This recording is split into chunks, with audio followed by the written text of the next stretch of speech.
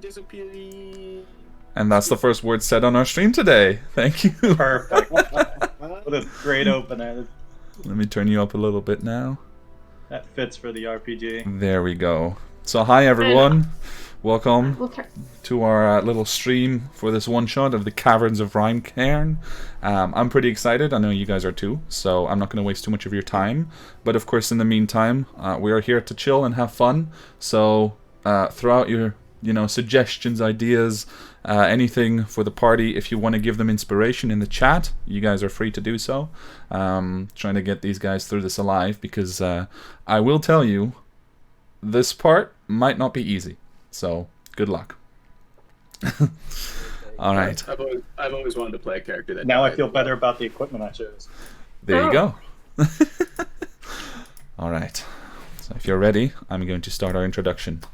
And right after the introduction, I will ask you guys to give a quick, of course, give your character's name, a quick description, and maybe a little bit about, what the party knows about you and what skills you bring to the party. But first, the mountains around Rimecairn, January 18th, year 51 of the new era. You set out 2 days ago for the city of Hapaborg, a city on the coast to the southeast of your current location.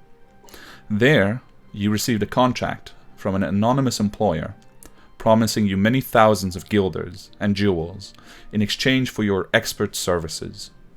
Those services vary between the four of you, but you've all come together on this errand, seeing an opportunity to accomplish something, be that to earn riches, to learn truths, or to do good.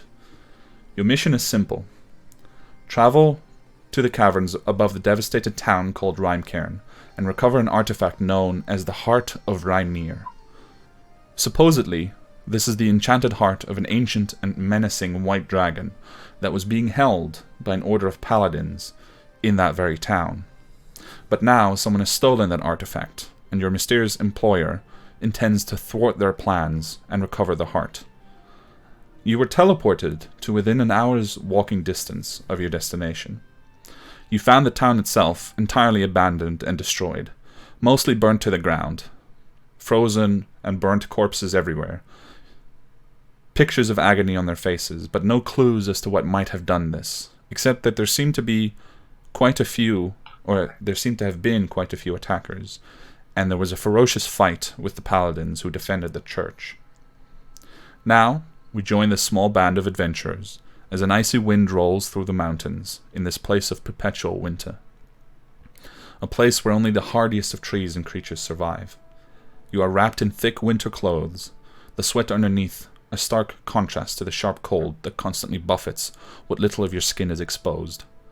As you hike and make your way in the direction of the caverns, indicated on a map that was included in your contract, let's meet your characters. So who'd like to go first, introducing themselves? I'll go first. All right. I'm Beluga. I'm playing Lucia, the half-elf ranger/fighter.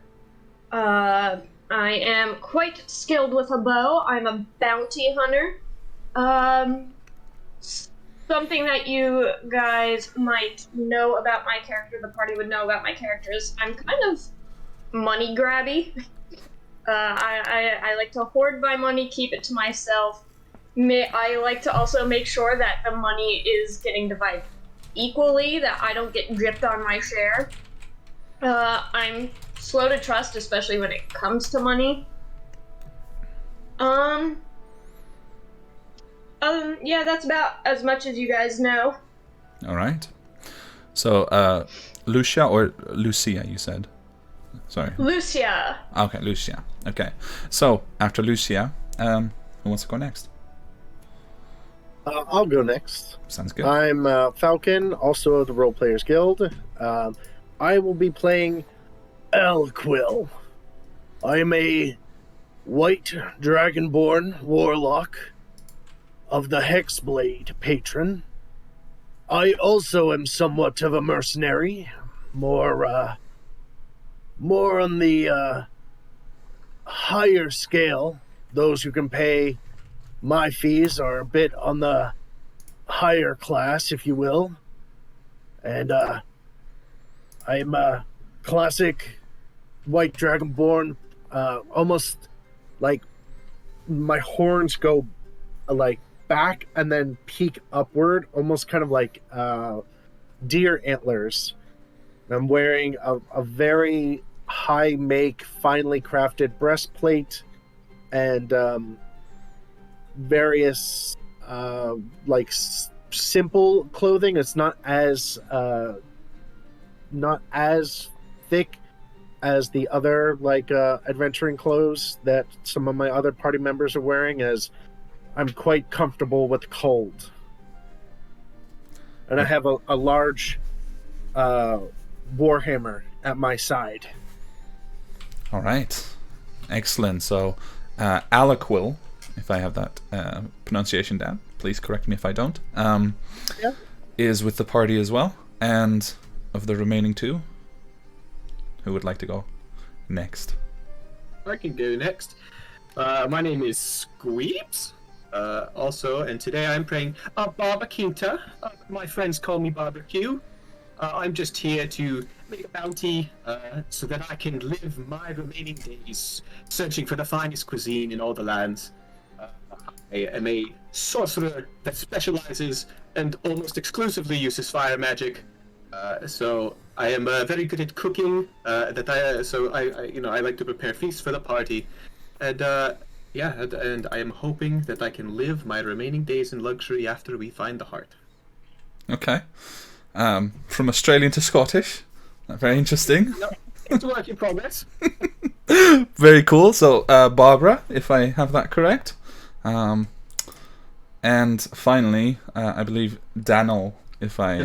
Did I say I was a tiefling? Did I leave that part out? I think you left it out, but... Yeah, I'm a tiefling, yeah. All right. Daniel, Colin, part of the VM Fairy Theta, otherwise known as the Path of Truth. I'm a halfling, I'm a cleric. What more could you ask for? I'm here from the Empire of Truth to spread the good word about Mother and Father. And help get any religious artifacts on the way. All right. So you've got your cleric, who's probably slightly controversial in this setup because the rest of you are not from the Empire, and they are not very popular outside of their own borders. So this is an interesting partnership you formed here. On the other side, you also have Alaquil and Dragonborn. Well, let's just say that in the past 50 years, someone tried to summon Tiamat, and it was Dragonborn that tried. And now people are not so friendly. But you've found yourselves here nonetheless, working together, willing to work together, especially in the pursuit of the heart of Rimecairn, in an attempt to prevent whatever these people are trying to achieve with that artifact in their hands. Alright. Then, your trek finally leads somewhere, when the ground begins to level out, and the mountainous path widens into a small dale, rocky mountainsides rising steeply on either side. There are thick layers of snow perched precariously on high overlooks, only a very thin line of sparse trees holding back what looks like an avalanche just waiting to happen. Inside of this small dale, you see several statues. Two knights, the statues themselves about as tall as Alaquil, stand on either side of the opening, and another pair identical to these stand perhaps 80 or 90 feet ahead of you at the entrance of a cave. Towering over this open space, however, are two 15 feet tall knights, also statues, that look down at the swords clasped between their hands. Each of the statues is in remarkably good condition, weathered by ages in the open air, but not broken or destroyed in any notable fashion, and there are no cracks that you can see. I'm going to move you guys over to the map, just so you have a visual of what you're looking at. And if you like, you can tell me what you would like to do first.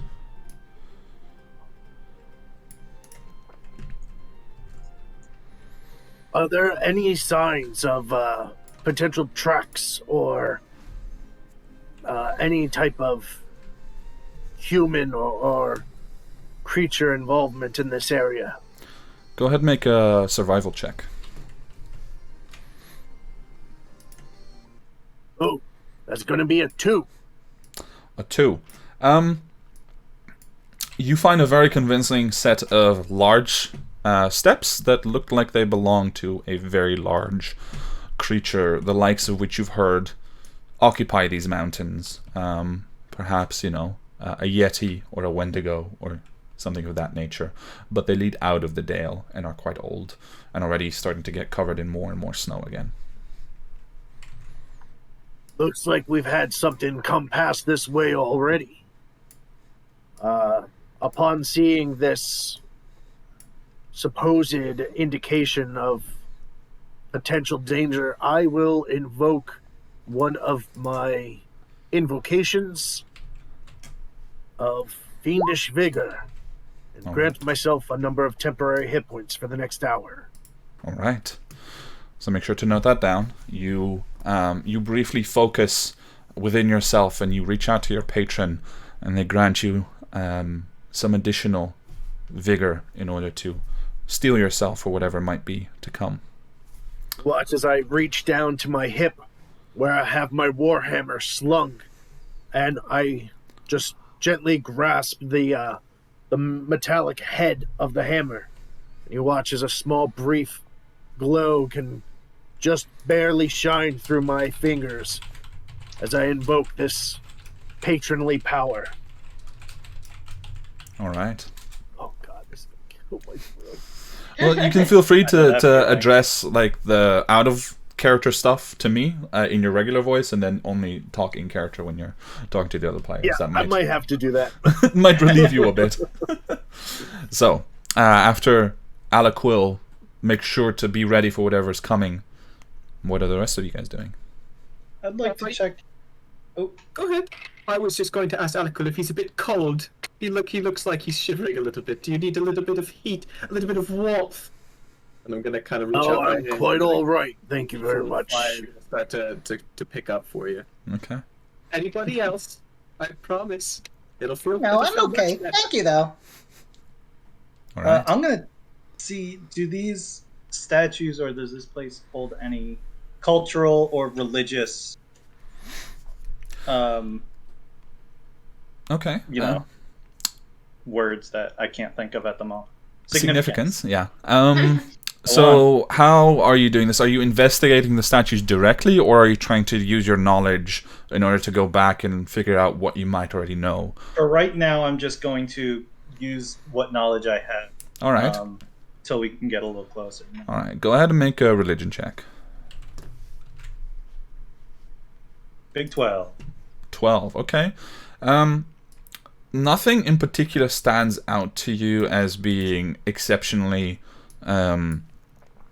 noteworthy, but there are obvious religious there's obvious religious significance to this whole place based on what you know and what you quickly learned about the paladin order that was camped or that was housed within the town nearby, and the symbols here, everything points to worshippers of Bahamut. They have the symbol of Bahamut on their chest in the statues, and you found the same symbol on the chests of the dead paladins down in the village. I make a note of that. Were there any significant signs of the way that these paladins were dispatched? Like how they were killed, what we could be potentially up against, weapon-wise? I'll say you can make a sort of retroactive medicine check to see if you can, if you noted any particular wounds on the bodies. That'll be a 10. A 10.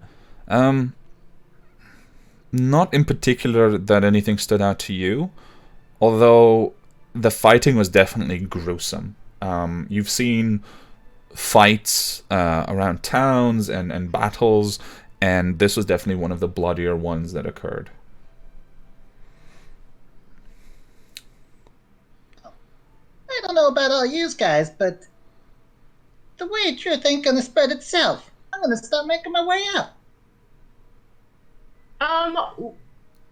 Where we're at currently, what, like, environment would this be considered, like, or terrain would it This be is considered? mountainous terrain. Okie dokie. I am proficient in that. Alright. Yeah, and I believe also you have some features around difficult terrain that might come into play, so keep an eye on that. Yeah, I'm reading up what this does. So I can move freely in my terrain. Actually, everyone, the group can move freely on the mountains. After Nice. an Do we have hour to of be travel, within a you know. distance of you? It says, no, it just says, while traveling for an hour or more, difficult terrain doesn't slow your group's travel. Yeah, that's for travel time, so if you're traveling longer distances, but it doesn't necessarily impact, combat-wise 6-second Right. intervals. Okay. So I see here, just to ask, go. I see Alaquil and Daniel have moved up to each to one of the statues. Are you investigating them, inspecting them, touching them, anything like that? Yeah, I'm taking a look to see whether or not these statues seem to have any sort of arcane enhancement upon them, as Okay. they appear to have been much more well preserved and have worn the weather more significantly than the other statues we've come across. So Mhm. we're gonna see if they hold any sort of arcane essence or power, something All right. along those lines. Are you casting anything like a detect magic, or is it just a purely physical inspection of No, looking for it's runes and things? just a simple physical viewing and such. All right. In that case, go ahead and make an Arcana check. And Daniel, what are you doing at your statue? I'm actually gonna go up to one of the statues, kind of wipe it off any like snow or dust or debris on it. Okay. Get some of the 21 for me. All right. get any like engravings there are, and put a piece of paper up to it and charcoal rub. Okay. So, first and foremost, you both notice something. Daniel, you notice that as you go to dust off or to brush away anything on the statue, literally nothing. There's not even rock dust that has accumulated on the base or on any parts of the statue. At the same time, Alaquil, as you go to inspect, and Daniel, you're kind of going to trace across some of these engravings that you see along the base. Alaquil, you recognize these as being indeed spellbound. Some kind of protective magic, or maybe binding magic of some kind. Without a detect magic, you don't have a school necessarily to divine yet, but definitely something, you can't read the magic perfectly, but some kind of binding. And at the same time, Daniel is currently tracing some of these onto a piece of paper. Do we have any sort of knowledge as to like what significance these statues serve, leading into like further, or this is like outside of the town reaches? This is like as we're going up the mountain past.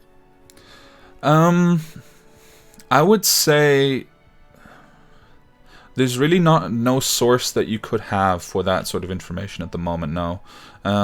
Because this is a very specific local thing, and since none of you are intimately familiar with this location, unfortunately, as you try to deduce it, there must be something. So you feel like you're probably on the right path, but unfortunately, just looking around, you can't quite deduce anything yet.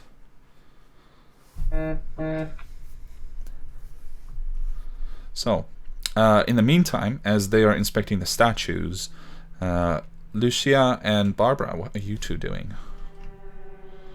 I'm starting to make my way to the edge over here to Okay. see if I can detect anything outside of this area. Oops, sorry. No, that was me. Before you get all the way, Yeah. you begin to see between the two statues outside of the caverns, you begin to see the vague outline of 4 individual figures in fine armor, kind of resembling the statues that stand around the arena, just kind of ghostly floating there in place. And you stop for a second, and you realize that if you move away further again, they also disappear again. So it seems that as you come closer, they become more visible and solid. I see. So that is what you notice. Before you react, Barbara, are you doing anything at the same time? I'm just gonna kind of move up in the middle, and I'm gonna call out to Lucia. I'm just like, hey, Lucia, don't get too far away, love. We don't want to get separated out here. All right. So you hear a warning behind you, Lucia, as you see these visions. What do you want to do? I'm going to go back to the group. I saw something ghostly outside of the board here. As I approached the exit, soldiers quite similar to these statues appeared, but they were sort of floating. They didn't seem... I don't know if real's the right word, but at least not corporeal. So we're looking at ethereal beings, huh? Wait, possibly? I do say ethereal beings aren't particularly edible. I'm not sure I'm a big fan of wanting to tangle with them, but... Oh, don't think you can eat them. I haven't particularly tried. Would you guys like to? I don't Against know it. if you can really partake in such incorporeal beings, but what do I know? Give it a shot. Wait, mother and father will show it to me. Okay. Oh, if give it a shot is really the best way to go about handling this. I could give it a few shots, but I'm just gonna see a little fire come out of my hand here. You see, you realize the world's not so risky if you just believe in something bigger than yourself. You should really go talk to Jana. Who? Ah, sorry, my mistake. I forgot you heathens. Jana, she's the one that communicates with the mother and father for us. She's the founder of the Way of the Truth. She's the best. You should really go talk to her. She really opened up my eyes. Alright, I already have some higher power to talk to when I need to. Anyway, I we're think gonna we move have forward more on this or matters. what? I think we have more pressing matters to deal with. Yeah, Great. We'll talk I later. would agree. Actually, Daniel, doesn't your fancy religion magic ward off against such undead creatures of this like? Well, if it comes down to it, yeah, I think I can make them go away. At least for a little bit. All right. Wait, Lucia, you said these things were just floating there, right? Weren't hostile Yeah. or anything? They didn't seem to be one way or another. I guess I didn't get close enough, but it seemed as I got further away, they disappeared, and as I got closer, as did they. They may hold some sort of connection to these statues here. The statues themselves have been preserved in some magical way to prevent any sort of degradation of the elements here. Daniel, you were looking at the other one. Did you glean anything off of it? Particularly, but you know what was very strange? There was nothing on it. No dust, no snow, no dirt. You'd think after a while there'd be grime. They've been magically protected by some means. This area clearly holds some sort of significance to someone. Perhaps these spectral soldiers have an idea. And I'll start walking towards where I keep wanting to call you Lucia. No. I know Lucia had originally found or came across these. Approach with him. All right. As you approach, and I assume that you stop there at least for a moment. Yes. Yeah, pretty much like once I see them apparated and they're... Okay. I would have brought them up to like where I had stopped at. All so right. roughly there, yeah. So anyone standing roughly on that line, you begin to see indeed the outlines of 4 shimmering shapes. And the way that it comes into view is almost like a vision in the desert at a distance. And just slowly it begins to become clearer. So right now, as you stop, it just stays about, or they stay about half transparent, but you see these ghostly shapes hovering maybe a few inches above the ground in very, very ornate armor, very similar to what the statues are dressed as in there, obviously in there as they've been crafted. But they hover, they look in your direction as far as you can tell, but you can't see any clear eyes or anything, or any movement in response to your own appearance. Okay. Can I make some kind of skill check to see if I could glean anything more of what these could be? Sure, you could Maybe make what kind of a... apparition? I would say you could make either an Arcana or a Religion check, depending on what you're more proficient in. Go with religion. Another 23. All right. With a 23, I'll say you're quite certain that they are a type of ghost, but they lack the usual signs of decay. Ghosts, as you know them typically, are the types that have been stuck here, and they suffer, and they are...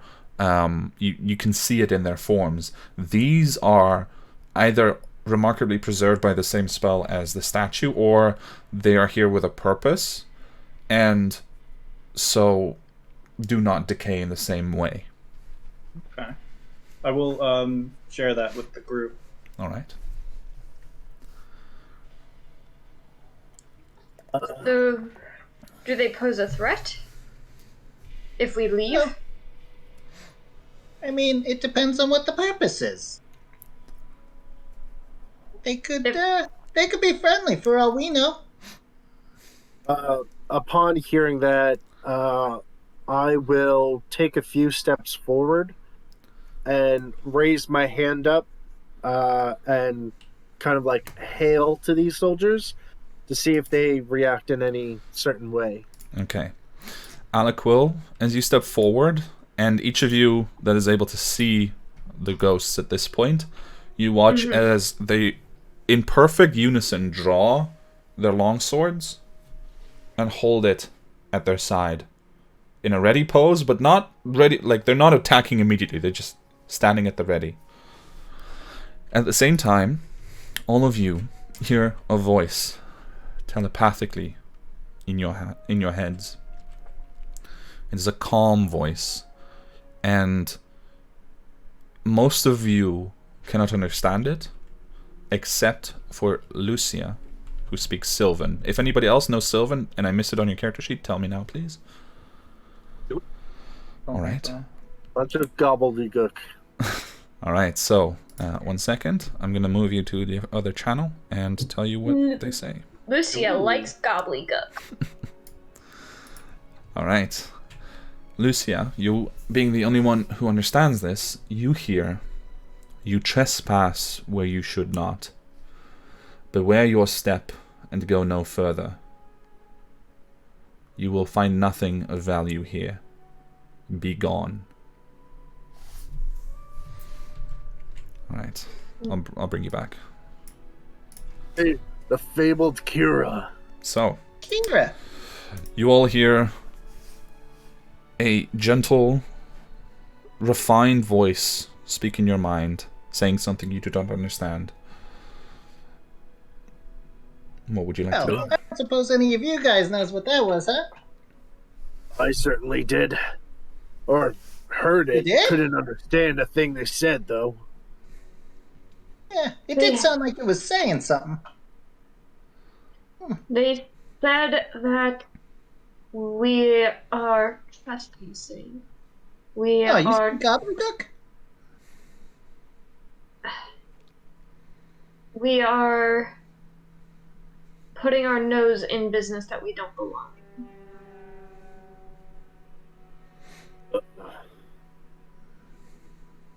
I mean, Well, are these Are these phantoms aware of the tragedy that had just befell their town?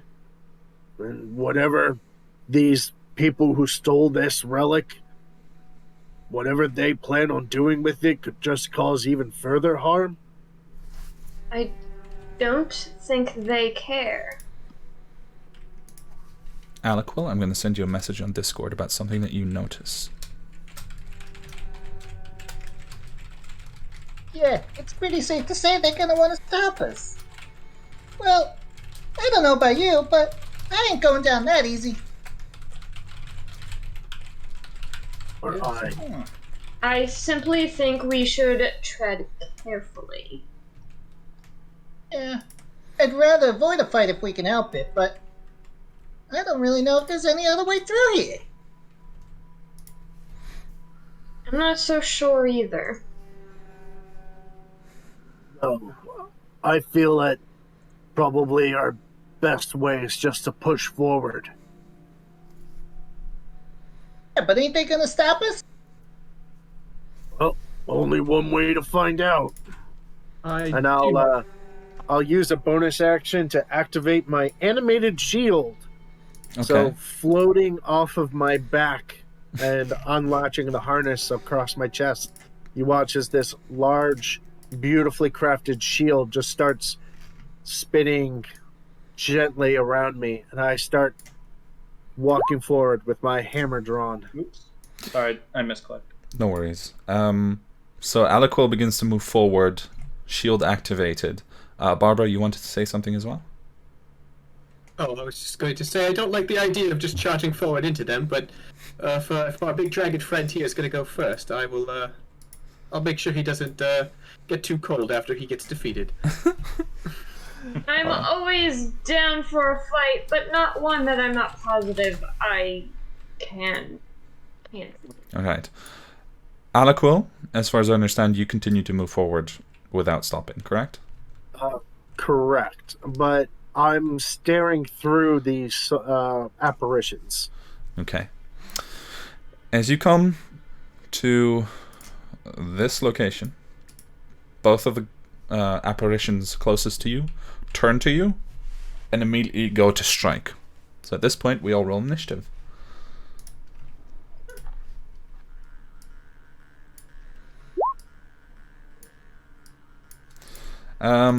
So for initiative, since not everyone has their character token here, I'm just going to track initiative manually on my end. And I just realized the dice box is back here. There we go. What I can do is I can actually make up a macro for that.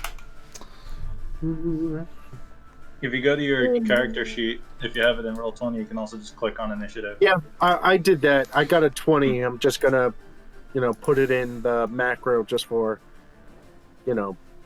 convenience. Yeah, I put a couple macros into Roll20 so that I don't have to. I'm being a rebel and I'm using physical dice. That's fine. That is perfectly allowed. I'm trying to use this as much as I can. I kind of like this. All right. Yeah. So. Plus, it's helping me keep track of everything. The hell? Okay.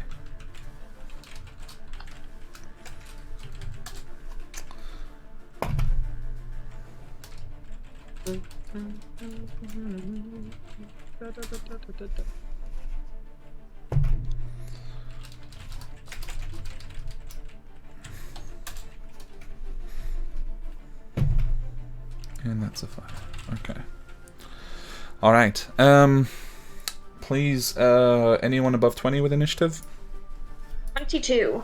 22. All right. Between 20 and 15?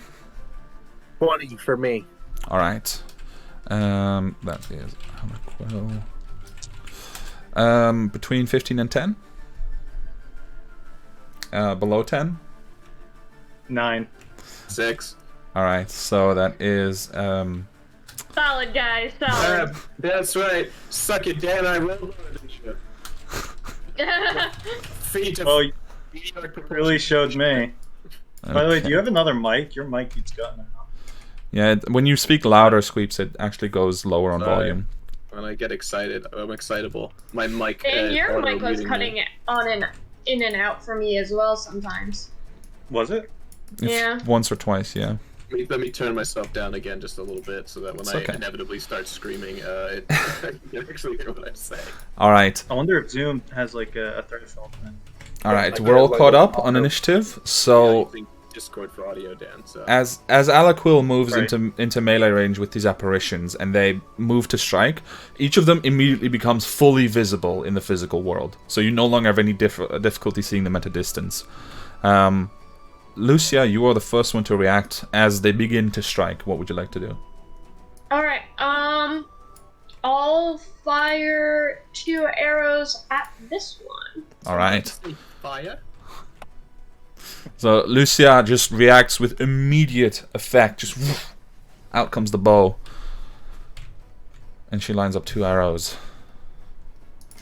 The lower of the 2 is a 26. 26 will hit. So the other one will also hit.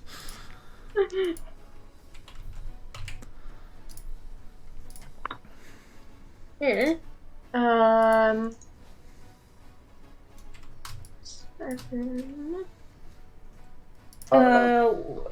damage and 12 damage. Piercing. Alright, so a total of 20. And magical.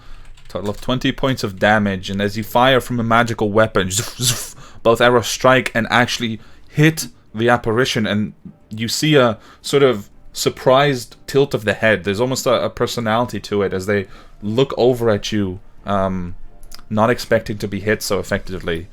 Would you like to move anywhere? No, I think I'm gonna stay back.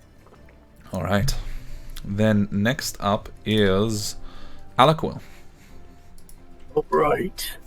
I'm going to brandish my warhammer, and I'll take my first strike against this one, the second strike against this one. Alright. So you go once left, once right. First one's going to be a 23. 23 To hit. hits. Alright, that'll be 10 points bludgeoning, 5 points necrotic. Okay, that's good to know. Let me check here. And then the second one is going to be a 27 to hit. At 27 also hits. And it'll be 8 points of bludgeoning, 5 points necrotic. 8 points of bludgeoning, 5 points necrotic. Okay. Yeah. And of course, they all still count as magical for my weapon. That is correct. You see that Daniel necrotic like a heathen.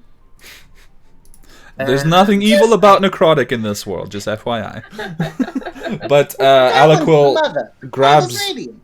grabs the warhammer and just immediately 2 quick strikes, and you see both of the apparitions kind of stumble back, surprised by the ferocity of your attack, but then immediately steady themselves again, moving back in for the attack. Alright, Alaquil, you're not moving anywhere, correct? No, I will stay put. Alright. And I will forego any bonus action. Alright.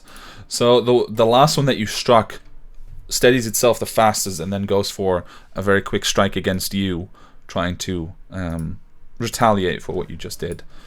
And it is going to make its attack. First roll of the night is a natural 20. So this is promising. That's not Don't want to hear that from the Are you DM. using our dice box? You're not allowed. It is your use our dice box, yeah. You're not allowed to use it. Bring it back. Send it back. And also beautiful dice by Modern Artifice, just shouting them out. But Oh, nice. yeah, so that's gonna be so just for the crit rules, by the way, I just rolled two dice, so that's gonna be for everyone, just to keep it simple for this session. Okay, so you roll 2 dice instead of doubling the 1 dice. Yes. Okay. Okay. So that is gonna be that's not in the dice box. That's going to be 16 points of slashing damage, but it's non-magical. And that is the end of its round. And it continues to stay right next to you, taking up another guard position, ready to attack again or try to parry one of your attacks in turn.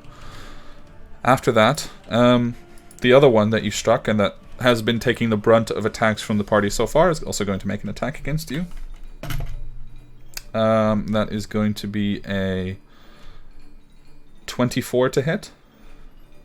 That'll definitely hit. Holy shit. Yeah, I should have warned you, but I always roll way too well against my players. Oh, now he tells us. That's going to be 7 points of slashing damage as the two-handed longsword comes at you and probably just cuts like part of your exposed skin in a quick sweep. All right, following that attack. Oh yeah, you guys rolled so low on initiative. I forgot about that. Oh, yeah. I Half didn't. of us did. Half of us. Have you seen our streams? All we do is roll low. This one is going to move here, and a ghostly longbow appears in its hands, and it's going to take a shot at, also at Aliquil, because you're the one who provoked the attack so far. Yeah, I think we all just attack Aliquil and end this fight early. Yeah, there you And we go. leave. Yeah, I think it's a great idea. That is wanna- an 18 to hit That Aliquil. filthy dragonborn.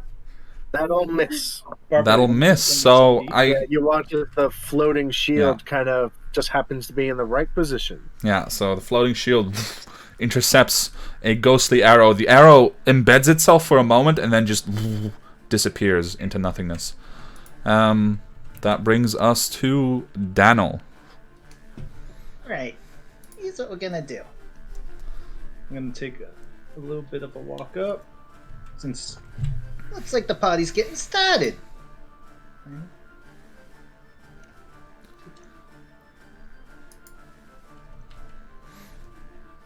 yeah.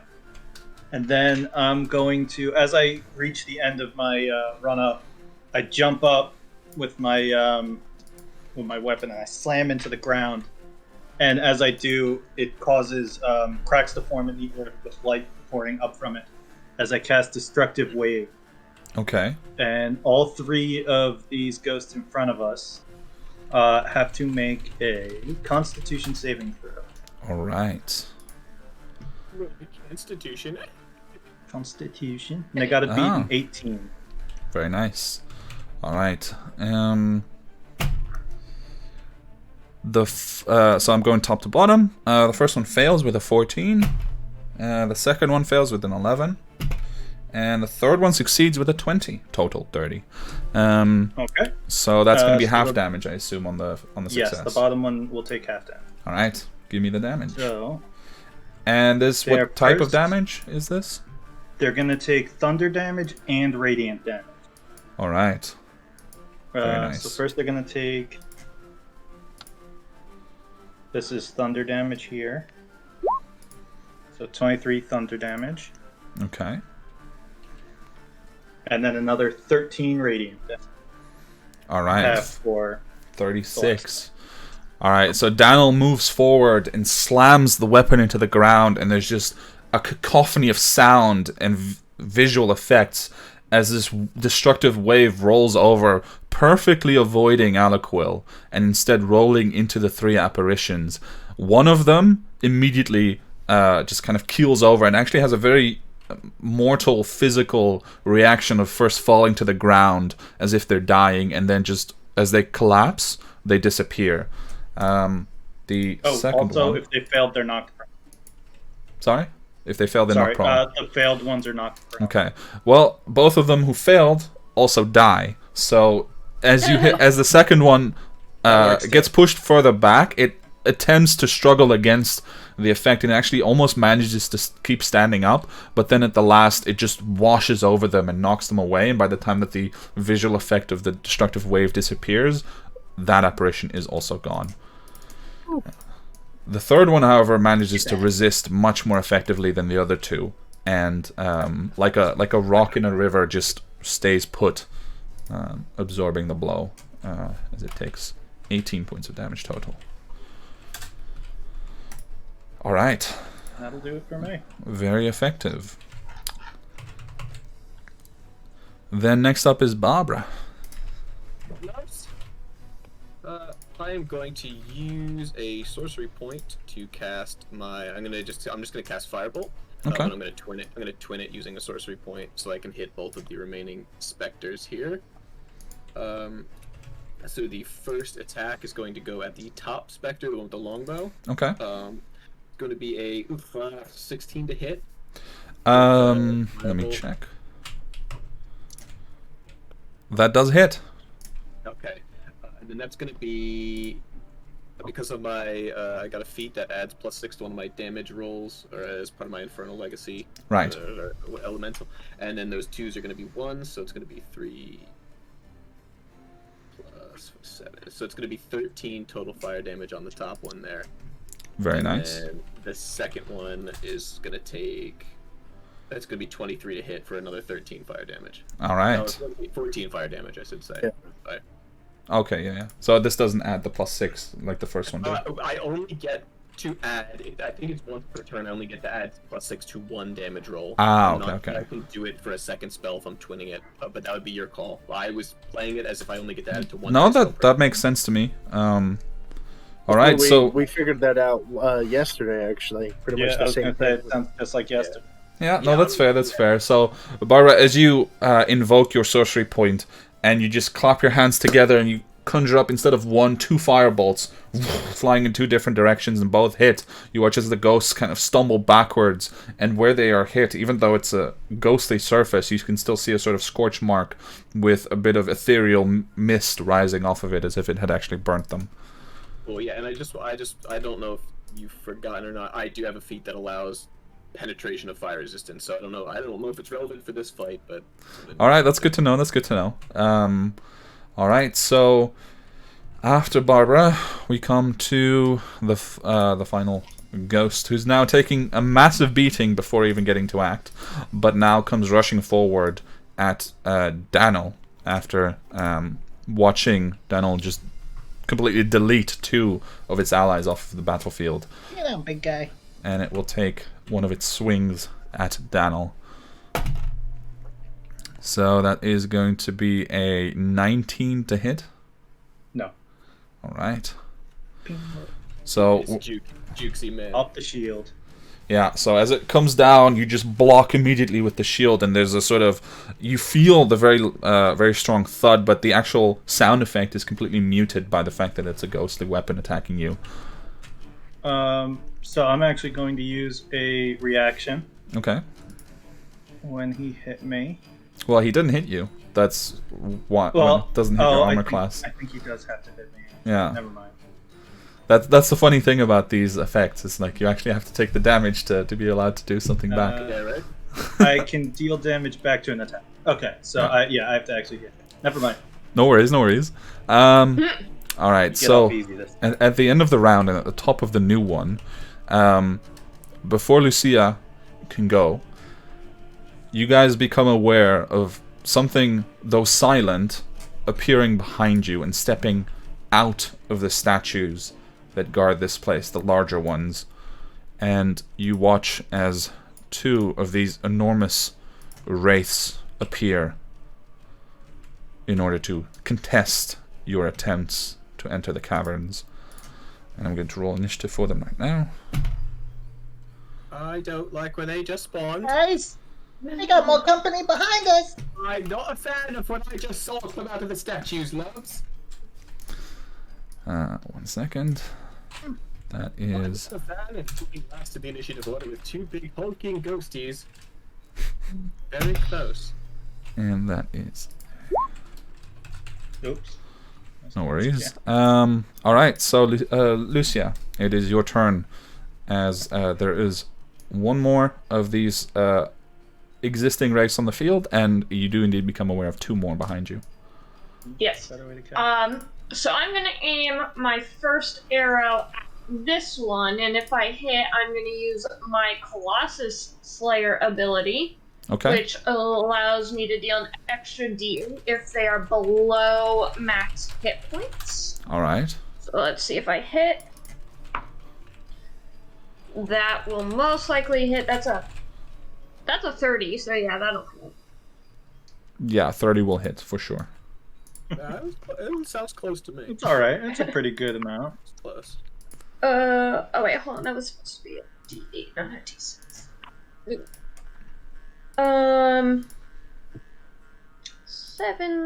12, plus another 7, so 19 damage to this one. All right. And then I'm going to swivel and aim my second shot at this one. And I am gonna use... Ooh, I only have 2 of those.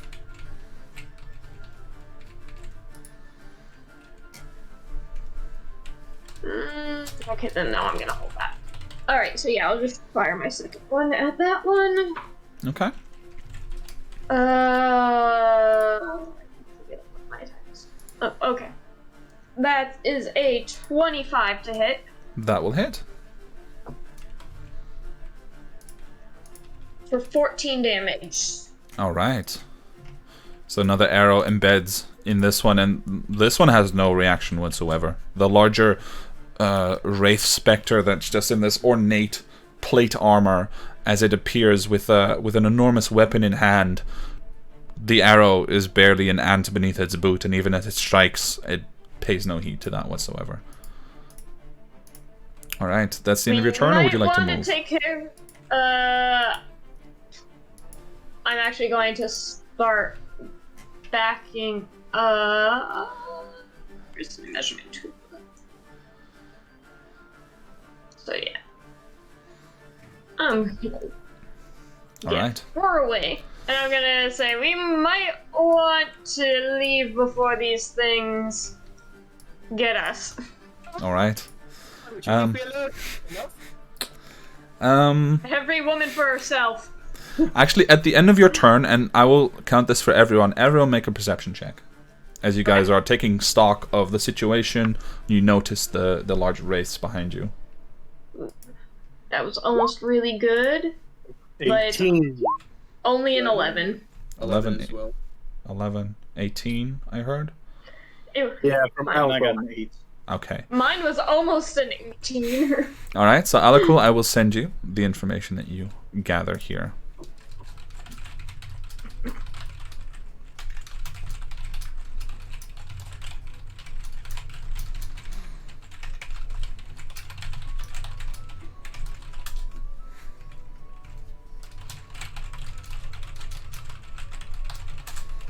Alright, following Lucia's attack and movement, Alaquil, it becomes your turn. What would you like to do?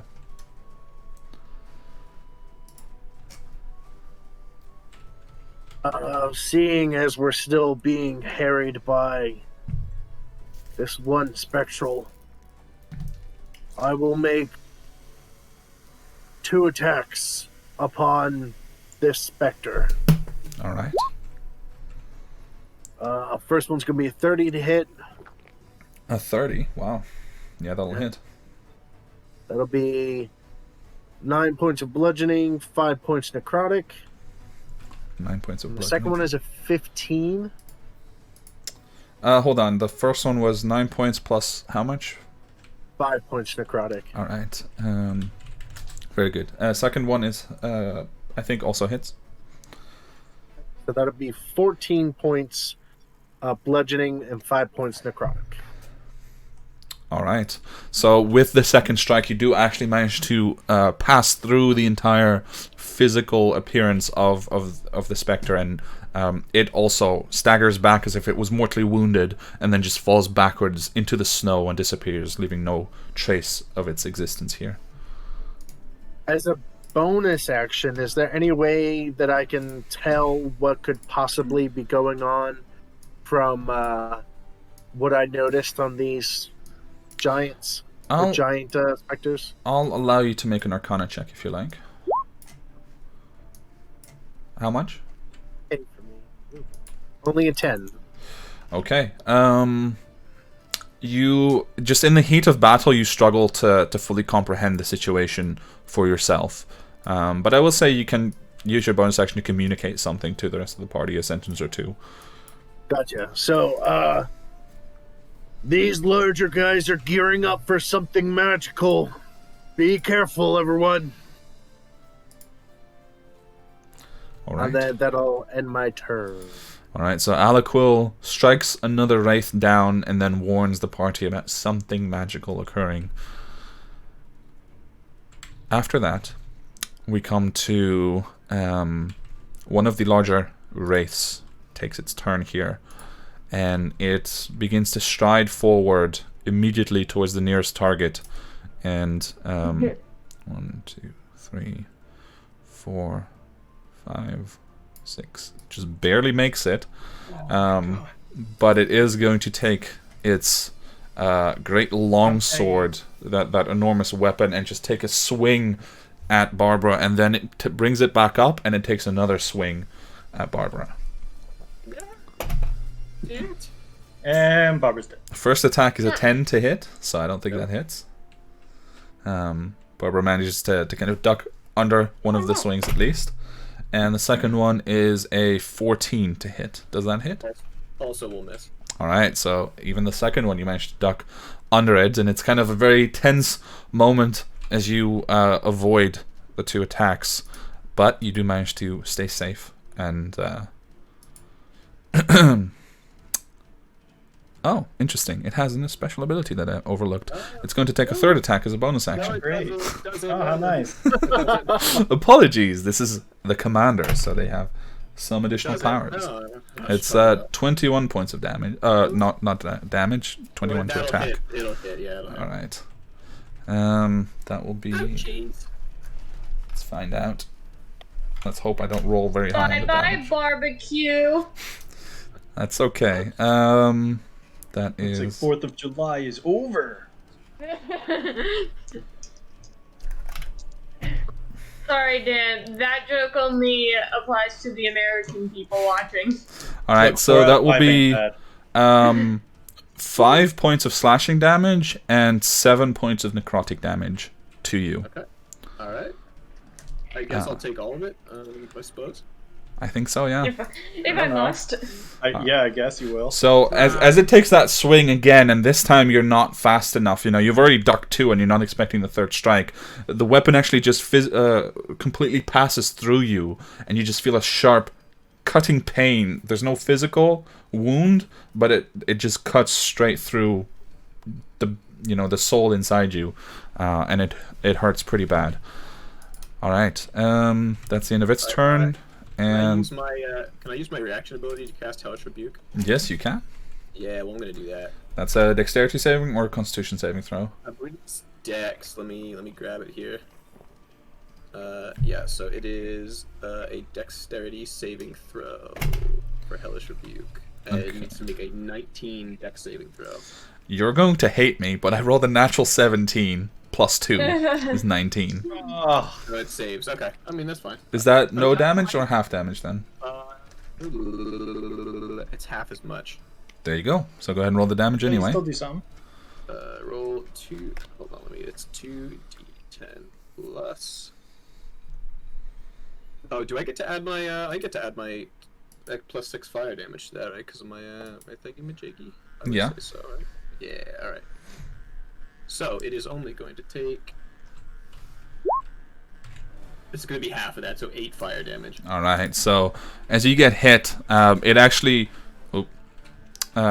expertly ducks out of the way, and this reactionary gout of flame that you spew in its direction, with the confident grace of a skilled fighter, it kind of ducks out of the way, and there's only a bit of connection on the shoulder, but not enough to do real harm to it, from what you can tell.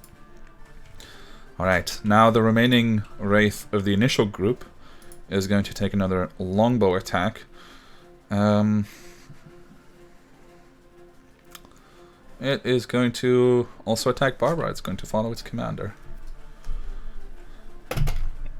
With a natural 1, however, it completely fails, so the arrow just goes wide past your head, probably into the flame. Like, you reactionarily you spew out this fire, and that pushes your head back, and it just completely evaporates the arrow in front of your face. Well, that was lucky. Yeah, pretty lucky. All skill. I would say it's all skill. Next up is Daniel. Oh man. Okay.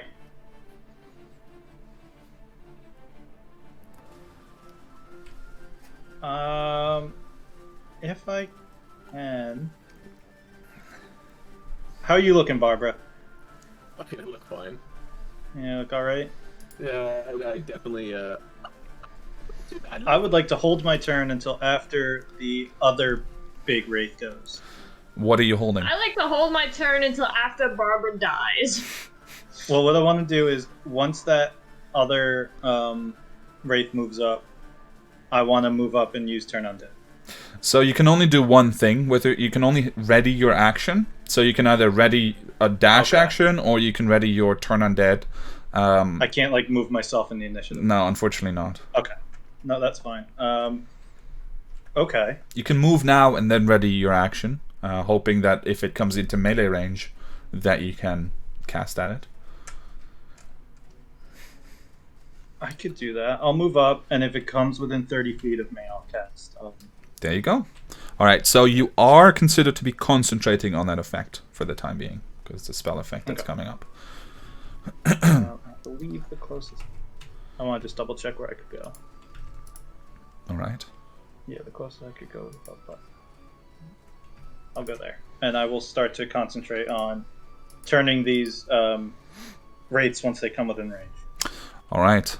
So, this wraith, having been struck once by an arrow, it moves its longsword into the other hand, which that longsword is as large as one of you humanoid folks. And the other hand goes up, and it seems to almost grab something out of the air and move upwards, and you watch as several of these wraiths that you've been fighting so far emerge from the ground as they're being summoned. Is this a spell? It is not a spell, it is an ability. God dang it. And they summon 4 additional wraiths. Jeez. a lot of wraiths. That's a lot of wraiths. That's a lot of wraiths. Right. After that, it is going to stride straight forward through one of them, and it will come into your 30-foot range. So go ahead and make your... what does it have to roll against your turn undead? So they have to be an 18. Let me double check, but I believe it was Constitution.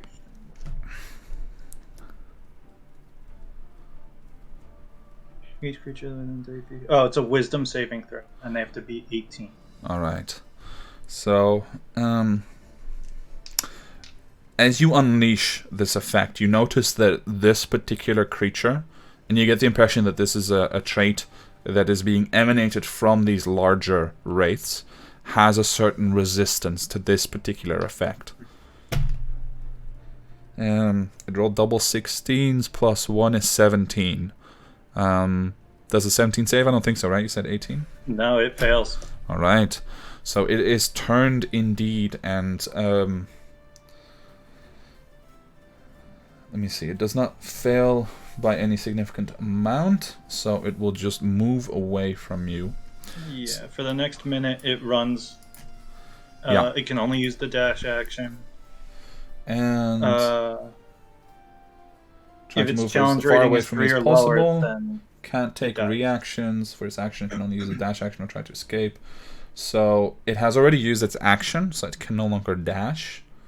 But it will move away, and it can, yeah, and it does not get any additional saving throws. So 1, 2, 3, 4. It had moved 2 steps so far, so it will get to here. All right. What about the other ones? This affects everything within 30 feet of me. Ah, interesting. Yeah, so they'll make their saving throws as well. Yeah, that's why I wanted to hold it, so the other big wraith is also in there. Alright, so I'm gonna go... They're all in range, so I'm gonna go from top to bottom. Let me get their stat here. Okay, so the top one fails. This one also one of the new wraiths fails. 2 fail. This one also fails because they have a -1. So far, that's all of the new wraiths are also turned, and the old one. Now the last one is the largest one, and that one actually succeeds. So the one that is closest to Barbara succeeds, and all of the other ones are turned and will be forced to move away on their coming turns. All right, I've done all I can do, guys. That's what clerics are for, right? Uh-huh. Mm-hmm. One guy I wanted you to turn. Oh, that's all I'm saying. I know. All right, You so surprised me with an extra 4 guys, and I made it work, but not So- with one I have man. something. to give a little context to this, as Daniel steps forward and presents the holy symbol, and that symbol is a simple plaque with 2 faces, one female, one male, facing each other. That same symbol appears larger in a glowing fashion before it, and for a brief moment, you can almost hear the song of a choir, just beautiful singing ringing through the air, and it's almost like the sun shines a little brighter, and many of the undead immediately turn away and begin to just try to scramble and rush away from Daniel as he invokes the power of the Mother and the Father in the defense of this group. Alright, that brings us to Barbara. Okay. I want to do a big old fireball here. Now, can you see the rulers on the D20? Yes. Does this count? If I cast it centered on the guy in the middle right here, that's within 20 feet, so it hit that wraith. Does Yeah. this also count because the corner of the tile, or is that gonna? Yeah, that'll count. Okay.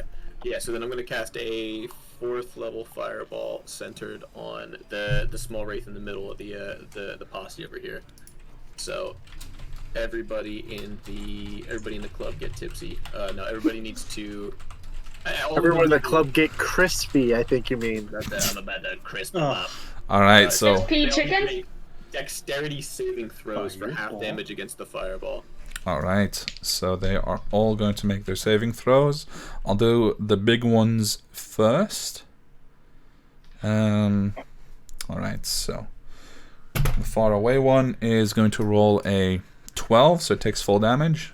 Did you roll the damage for the fireball? Because go ahead, please.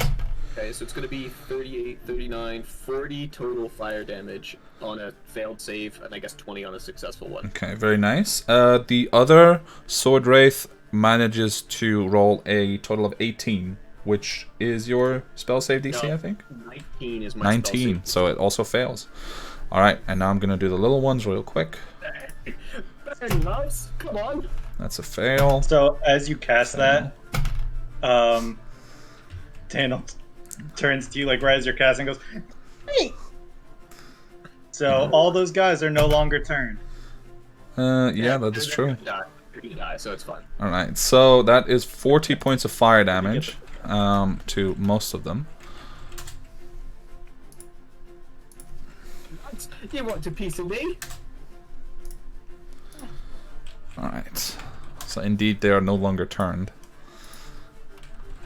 As you watch all of them get blasted and stumble aside, but then they're now horrendously blackened forms. It seems that they actually take on the characteristics of what they would have had if they had been alive. Turn back to you, and you see under partially destroyed helmets, you just see skeletal outlines of skulls as they turn back to the party. And yeah, they take a significant amount of damage, but each of them does remain on the field. Holy good. Alright, Barbara, would you like to move? Would I like to move? Yes. Should I move? It's a up to different you. question. It's a different question here. That's a different question. Yeah. I can't use my move action disengage, right? I can only use an action to disengage. That is correct. Unless you were a rogue, you could use it as a bonus action. Well, guess what? I'm a sorcerer, so you know that's not. So, Oh wait, yeah, I just remembered I am a rogue. I'm just respecing real quick. I took 7 levels in a row. I don't know what you're talking about. Yeah, I guess, you know, we're just going to take the attack of opportunity. We're going to, basically as a bonus action, what I'm going to do is I'm going to spread out my wings, and then I'm going to attempt to move basically 30 feet just straight back away from these things. So I'm Okay. guessing it'll provoke. I might have rolled a natural 20 on the attack of opportunity. That's the second one in one combat. I'm really sorry. You like having us guest star on? You want to do it again? It's fine, you know? Hey, it's not my fault. Send back our box. Alright, just hit me. Just hit me, alright? That is 18 points of slashing damage as you begin to fly away, and you just feel, again, that ghostly sword pass through you. You arch your back, and you just barely manage to fly and to keep up in the air as you move away. Okay. So I will say, probably Daniel, as he's the only one now close, but with your passive perception, as this is all occurring and the blast of the fireball evaporates, Barbara begins to back off. Daniel, you notice that there is a glow in the eye sockets of the statue nearest the wraith at the top, and as you're noticing it, the glow in one of the eye sockets goes out, seemingly as a result of the blast. Alright, next up is Lucia. What would you like to do? Alright.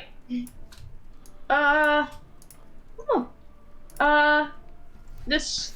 I'm not on my... Okay.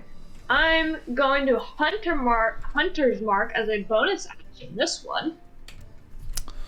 Sorry, can you ping again? Oh, yeah. Thank you.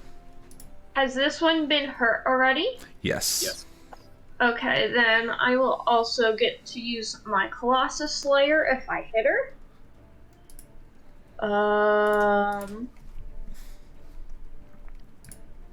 Alright.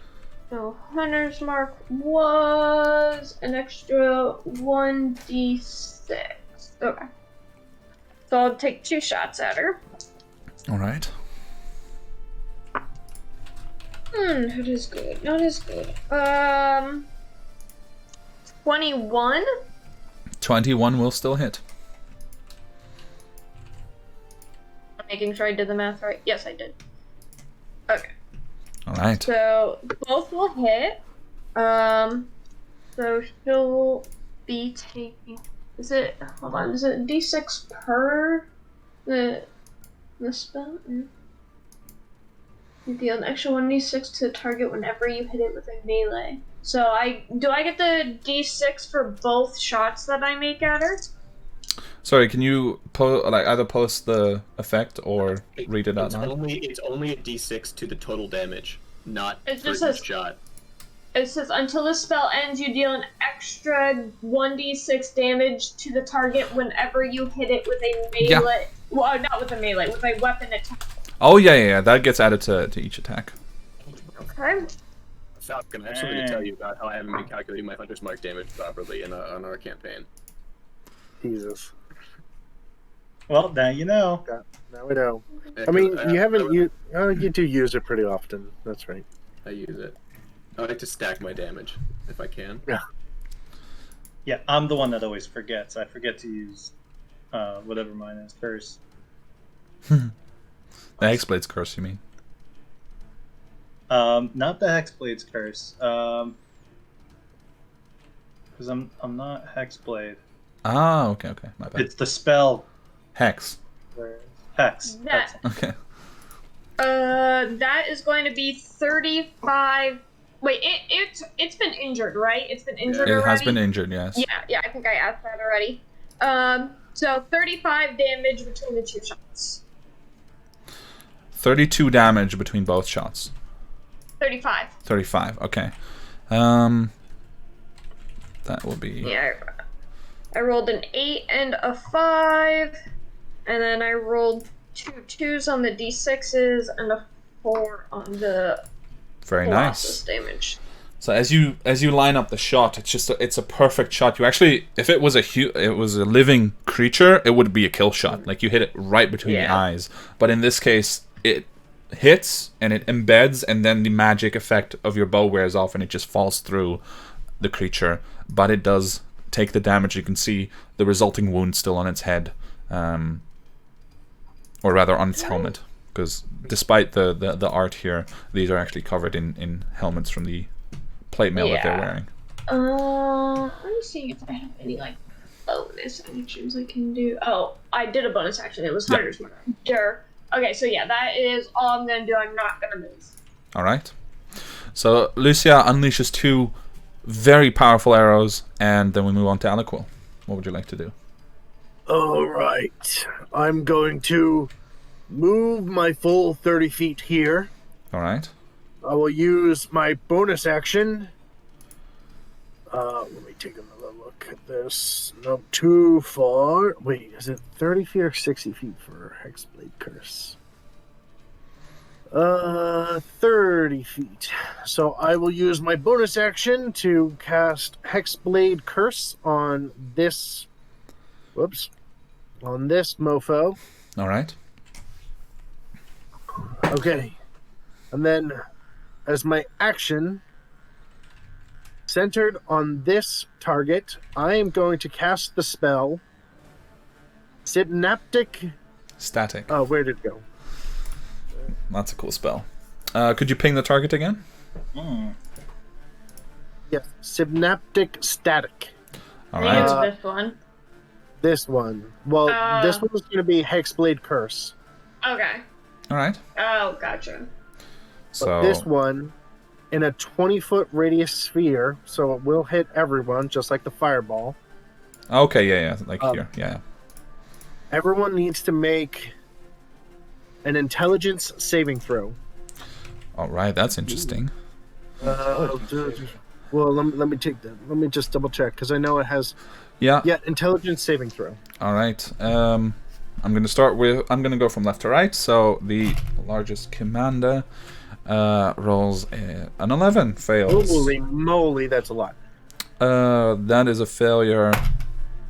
That is a failure. 18 is my spell save. Okay, that's all failures so far. More failure. And this is a... Oh, this is an 18, so the final commander that's standing closest to you does succeed on its saving throw, but that will still be half damage, I believe. This commander's a beast. Yeah, So- this one guy, man. So here, everyone's going to take 35 points of... Oh shit, what type of damage was it? Psychic damage. So everyone's taking 35 psychic damage except the final commander, All right. who's going to take half, which will be 17. But since he's affected by my Hexblade Curse, he's still going to take an additional 5 points of necrotic damage. So he'll take 22 points of damage total. Okay. And since he succeeded, he doesn't get the disadvantage. But this guy in the back, since he failed, every attack or saving throw he makes, he has to roll a d6 and subtract it from his total roll. Oh, it's attack rolls and ability checks. Okay. A d6, okay. Please remind me when that one's turn comes around. But in the meantime, as you invoke your Hexblade patron's blessing onto the nearest commander, and then immediately call down a Synaptic Static, which, like a sort of actual static electricity, just spreads out, but with these weird, with its own ethereal qualities to it, it spreads around and envelops all of the wraiths, and then also the commanders around them. As it clears, all of the wraiths that have been summoned are already gone. The commander far away kind of shudders, and it has very, very unnatural movement, and it's only the one that's closest to you that readies its sword and still wants to attack you. At the same time, you watch as the static also attempts to crawl up the statue and affect it somehow, as if it was also able to take damage, but doesn't seem to quite take effect. So that's your movement, action, and bonus action, so I believe that's the end of your turn.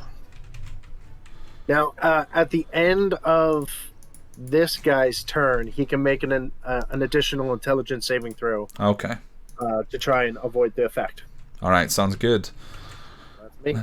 Let's see here. So, this commander, who had not taken its special action yet, is going to switch its weapon to the other hand as well, before having first considered attacking you directly, and pushes one hand up, and again several of these wraiths come crawling out of the ground. But only 2 are summoned this time. Y'all only 2. What a wimp. Well, he's already taken a lot of damage. And then he moves into melee range with the both of you. Alright, that is its turn. And then immediately, as I should have done last time, but immediately the specters will go. And they will crowd around the 2 of you. In fact, one of them will go a bit around and try to get at Daniel, while the other one will attack Alaquil. Alright. Is this one still in the order? Yeah, he definitely Yes, is. it's coming up next. Oh, okay. Gotcha. So, next up, first the attack against Alaquil, which is a natural 1. So, getting all the extreme ends of this these die rolls here. And against Daniel, it's going to be a 21 to hit. No. No. Wow. Shiest is slippery. Comes Man's armored. He's been Man's armored greased up. up. He's greased up. All right. So one strike just goes fully to the side against Alaquil, and the other one, Daniel, you manage to just block again. This small fortress of a being that you are. Next up is indeed the wraith to the top here, and it is going to move in as well. 2, 3, 4, and it's going to try to attack Daniel as well. But with an 12 to hit. No. It also fails, so twice, probably block one with the shield and the other one you just parry with the weapon. You bash away the ghostly strike and you connect without problems. And you are not harmed. Then it is your turn, Daniel. Alright, I'm gonna try something a little crazy here. All Let's right. get crazy. Let's get crazy.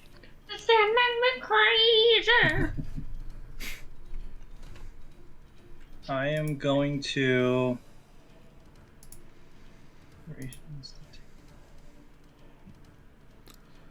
Just 60 feet.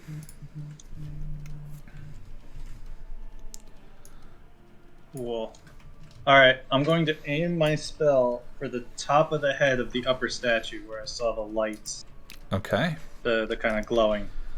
All right. Which spell are you casting? Shatter. All right. So, a loud ringing noise erupts from a point I point to, so the head of the creature, of the statue. Yeah. The statue has to make a Constitution saving throw, if it can. All right. So what happens is, as you invoke the spell, and there's a loud ringing noise right near the head, rather than what you expect to happen, which is for the actual statue to partially shatter as a result of the spell, it seems to almost cause the spell effect to implode in on itself, and it looks almost not as powerful as it should be. But then the light in those eyes completely goes out, and the wraith closest to it completely disappears. Yes. All right. I'm going to yell to the party to aim for the other statue's head if its eyes are glowing. The wraith that just came up to attack you the also statue's head? disappeared. Oh. Oh, I see. Okay. The one from up. Yeah, the big statue. I'm going to yell. Is the other one's eyes glowing? Yes. Sorry. Yes. Yeah, I'm gonna yell to the party to attack that. Okay. The southern head- one. The head of the southern giant Yeah. statue. Okay. Okay. All right. So that is Daniel's turn. This one is no longer here. Barbara, we're coming to you. Barbecue. Alright, let's go. We got this. Alright, so having heard him say to attack the statue, as my bonus action, I'm gonna once again sprout my little wingies, and I'm gonna... Actually, do I even need to move? Oh, hold on, I think I can cast from 120 feet away. I probably don't even have to move. Okay. Yeah, so what I'm gonna do is I'm gonna use a sorcery point and basically... So do I notice that there's like does it have 2 glowing eyes or is it just one? It does seem to have 2 glowing eyes. It kind of forms one glow, but the glow is definitely limited to the eye region. Okay, so basically what I'm going to do is I'm going to use another sorcery point here to twin Firebolt again. Okay. And I'm going to try and hurl one at like each eyeball. Is going to be Okay, kind of interesting. That's going to be kind of my plan here. So, All right, go ahead and make your attack rolls. first one is a nat 20 to hit. That will definitely hit, For obviously. 20 fire damage in the the left eye. And then the second one is going to be a 25 to hit for 24 fire damage. Okay. So I guess, yeah. Okay. So with the twin spell, normally you would twin it immediately, but in this case you fire off the spell and you just manage to get 2 bolts going into both eyes at the very last second, and immediately the lights go out and all of the wraiths remaining disappear from the field. Yay, go team. All right. It's a good call out on the statue there, love. Oh, team. Thanks. It was thank the gods for that. I don't know. I think you're the one that noticed. I'd have to thank you. Sorry, you went very quiet there all of a Yeah, sudden. you cut out. I do that. So I'd rather thank you, the one who actually noticed the eyes, not some gods. Oh, I think I only noticed because they pointed them out to me. Well, Sure, you can say that. Regardless, it helped us out in the end. Yeah. I say we get out of here What a before moment any he's more done. show up. Agreed. Agreed. don't have to tell me twice, love. All right. As you I'm guys gonna make turn my way around, inside. When we sorry, turn around, we just see 5 more wraiths. there's an army of wraiths. No. Yeah. As you turn around towards the cavern entrance, to one of you this is already familiar, but the rest of you see a vision of another wraith indeed, but not posturing aggressively towards you. There stands a tall, very simply robed elven woman in golden dress, and she awaits you, and she seems to wait for you to approach. Although she's not looking specifically at any one of you. But she has no weapons, and she's just kind of hovering there at the entrance. What would you like to do? I'll cautiously approach. Yeah, cautiously approach. I'll say, hello, love. Do you know where a girl can get a bite around here? The vision, not looking directly at anyone, just continuing to look ahead, begins to speak. And she says, I am Demasora of the Golden Host. Please do not proceed. Inside lies only danger and death.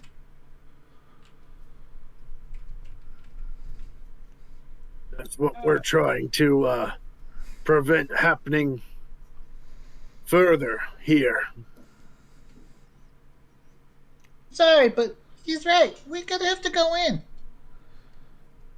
She repeats again in exactly the same tones. Please do not proceed. Inside lies only danger and death. Continuing to stare straight ahead.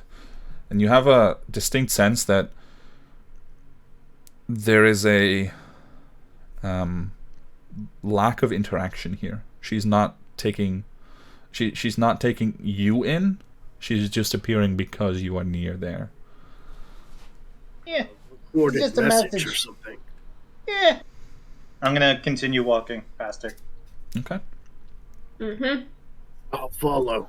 And actually, as I follow, I'm going to put my hammer back in my sling and cast Fiendish Vigor upon me again All right. as a protective bonus. I'm Speaking going... Oh, go ahead. No, go for it. No, you go. I know we You got a go. second to ourselves. How's everybody doing? Anybody need I've some? got I'm just fine. Anybody hurt? I'm gonna, a few hits in, but I could survive. kind of just like kind of roll her shoulders and like, because she got kind of whacked in the back. She was flying away with her wings. She's gonna go, I really felt that last hit, love. Anything you can do to ease the pain? Do for you. Let's see here. And I will. Sorry, go ahead.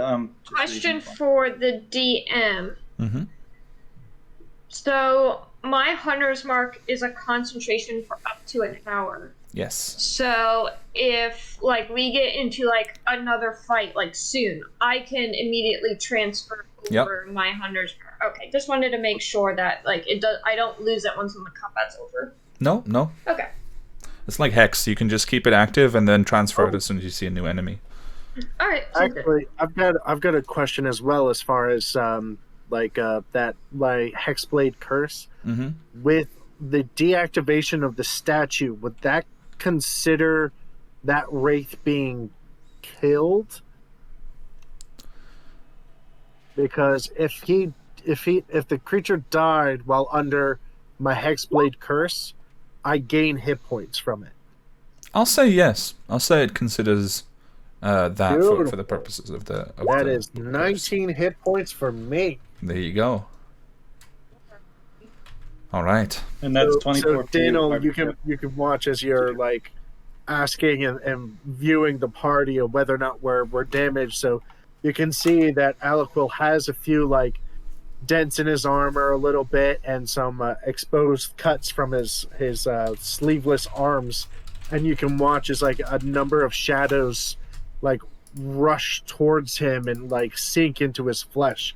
You can watch as he heals up from the wounds. I'm actually feeling a bit more tip-top now. You sure you're not evil? Said I wasn't. Pretty evil. Fair. Well, I'm glad you're okay. Agreed. All right. So, you guys are moving into the caverns, correct? And ignoring the elven lady apparition at the beginning. I mean, if we take her words, is the campaign over? Kind of. If you walk away, I don't really have that much for you to do. We just start rebuilding the town. You know what? You did ask for a little nice. B&B. Well, she is warning you again. So as you move past, the last thing that she does say is different. As you are all about 5 or 10 feet past her, she says,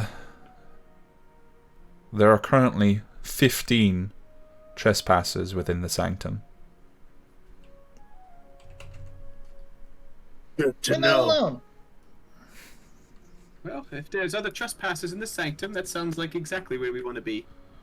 And then as you move a little further, you hear her in the distance, and those of you with good ears especially, there are now 19 trespassers in the sanctum. Oh, All right. good So to this know. is the sanctum. This is the inner sanctum of the entire operation. All right. So as you begin to navigate the caverns, who would like to take the lead in finding your way? I'll would take the definitely lead. not like to take the lead. All right. I would like to take the lead. All right. So I'm Lucia with goes up front and starts to take the lead.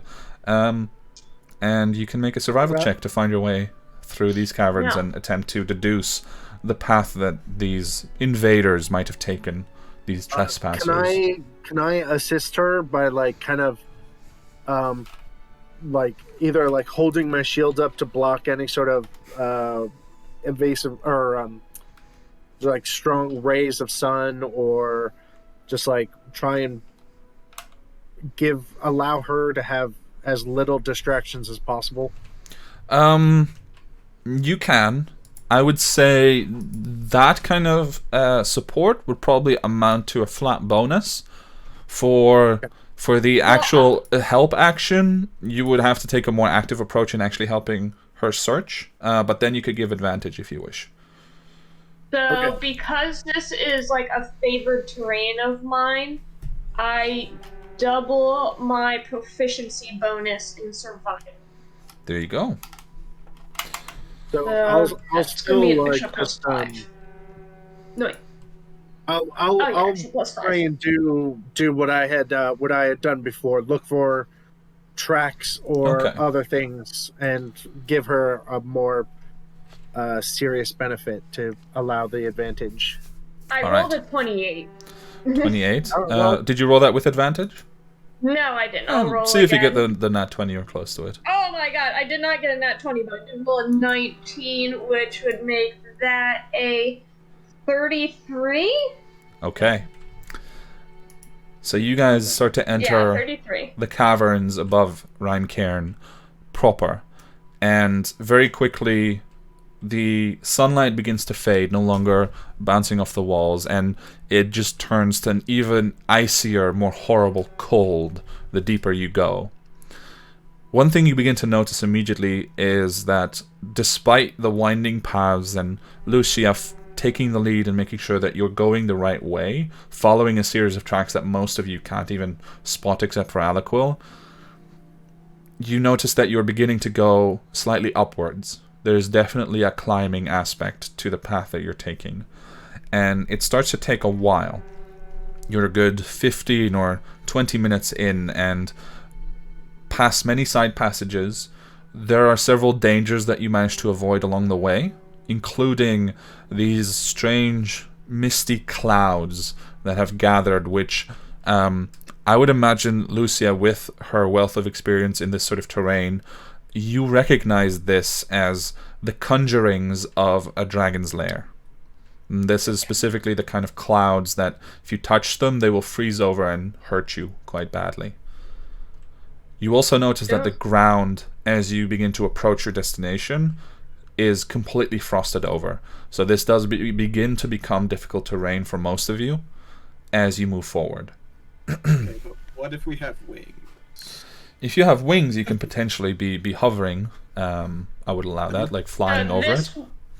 So I don't think I could technically hover based on the bonus action in combat, but I can use it every turn. So that's yeah, if you have your bonus action ready and are willing to use it for that, then please go ahead. Okay.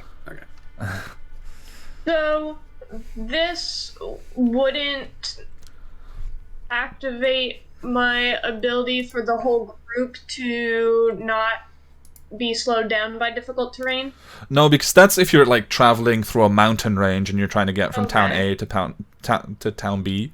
But in this case, you're actually carefully making your way through. So it's more that just everyone has to step more carefully because they're not as practiced as you at, for example, stepping on genuinely icy ground that's that's quite slippery. Okay. I make sure that with every step I dig in my dragon claws as deep as I can through the ice. All right. I will say, though you do not gain the full benefits of a short rest, I will allow you to roll one hit die if you wish, if any of you are still missing anything. And as we come forward, Lucia, you spot quite a narrow cavern, or rather path through these caverns that seems to lead into something much, much larger.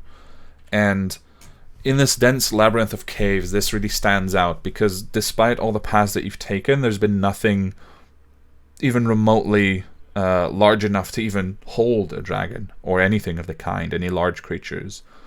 But as you get here and the walls are just completely glazed over with ice and frost at this point, you even pass several snowdrifts that have formed where they have no right to be.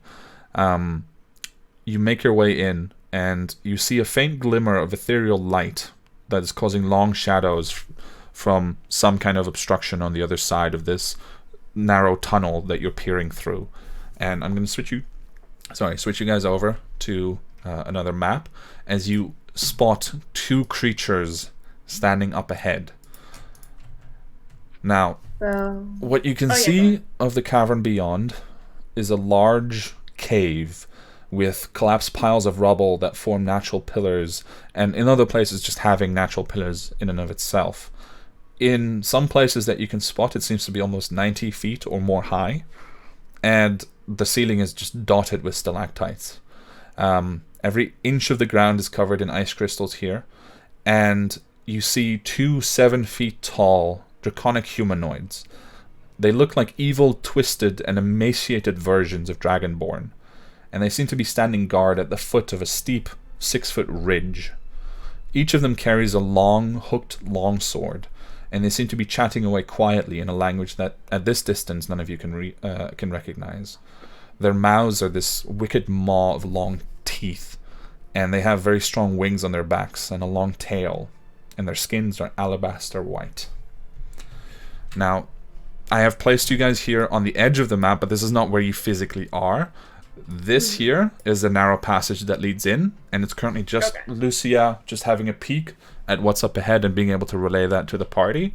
But because of your excellent survival roll, you arrive here, as far as you can tell, completely undetected.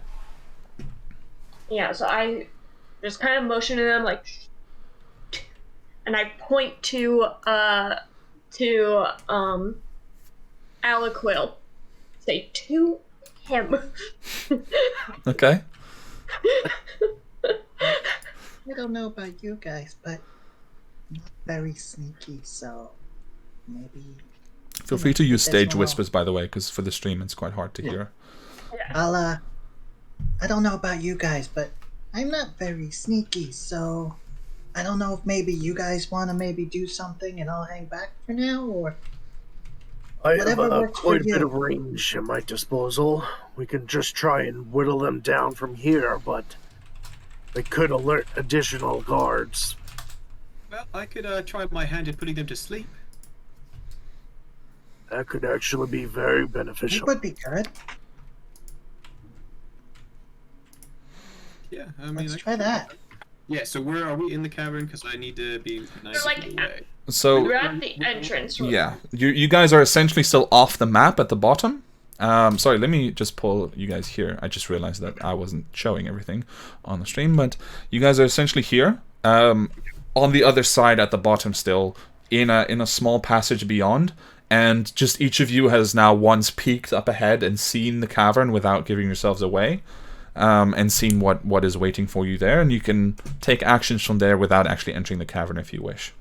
And as he's preparing the spell, I'm going to prepare an attack in case his spell fails. Okay.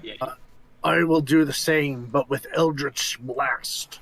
All right. I So will start gathering up the energy within my claw. okay, so because of the narrow passageway that we're looking at, you do have to prepare your attacks for when they become visible, right? Because they may not come within range. So just keep that in mind for the actual geography of what you're looking at. I'm also going to give Barbara a cast guidance. Okay. I don't know if that's going to help. Actually, let's see. it lasts 1 minute. I'll cast guidance on everyone. Okay. Okay, so I'm gonna roll for sleep. I roll, and it's I can put 16 hit dice worth of creatures to sleep. Okay. So, oh, those ones killing me. Okay. Yeah. Right. So I'm just gonna cast it kind of in the middle with the attempt to hit both of them. All right. I guess Could you? target the left one first? Well, it goes on hit points, right? The one with the lowest hit points goes first. Yeah, it would be lowest hit die first, right? Yeah. So just quickly, because I looked it up, but by the way, Dan, guidance is concentration, so you can only have it up on one person at a time. Oh, okay. Then FYI. just the one on All Barbara. right. So, Barbara, as you from the corner, you cast a spell. Could you please roll stealth for me? And you've already rolled the hit dice, so Yeah, I rolled the hit die. right. Please roll stealth then. And you can add 1d4. 20 to stealth. I can add up to a d4 to that because I have guidance. Yeah. Mhm. Yeah. And then that gets rid of your guidance. Okay. 21 Okay. for stealth. So, as you unleash the spell, and you watch as this like slightly ethereal puff of magical smoke just comes up between the two of them and tries to envelop them, you watch as both of them kind of blink for a moment and just look confused at the ground, and then both look at the entrance, and you just manage to duck out of the way at the last second. You feel quite confident that they didn't see you, but they have definitely taken notice of the fact that something weird happened, and neither of them fell asleep. That's when I'd like to pop in and do an attack. Okay, so you're gonna move forward and do an attack from the entrance, correct? Yes. Okay, so you are unseen. So the way this is going to go, everyone rolls initiative again. Because we need everyone in initiative, including these two. Tell me when I ask, by the way. Just 1 second, because I'll do these other two first. Yeah, I'm getting my... That is...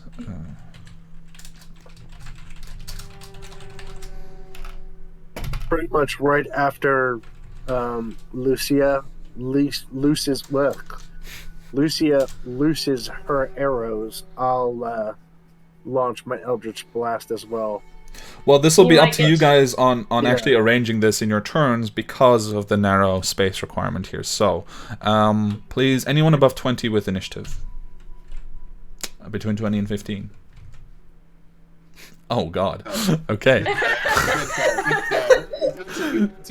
15 and 10. Close. I'm at 14. 14. Okay, so that is Daniel at 14. I don't like being first. What is that's your not dex good. bonus, Daniel? My dex bonus is +2. Okay. Between 10 and 5. 7. Oh my god, okay. Oh boy. So, Lucia at a 7. Lucia will have a higher dex bonus than I would. Yeah. Oh, you're also at 7, okay. Right. So that is Alaquil. And Barbara at? A 10. Oh, you're at a 10, okay. Okay, so, as this is all happening, we'll start out with Lucia, because you're the one taking the action that actually kicks off this round. So, Lucia, go ahead and make your attacks from the entrance, and I'll move your token to the place where you actually start, and then you can decide. Behind you guys, you essentially have a 10-foot wide, 30-foot long corridor, essentially, which, you know, for ease of use, you can consider that's the additional space that you have here that's missing on the map. Okay. But you move roughly here to be able Am to I shoot. able to make my bonus action too, or no? You have a full turn. Like, you have a complete Okay. turn here, so. Then bonus action is putting the hunter's mark on this one, Okay. and So- then firing my 2 shots will be.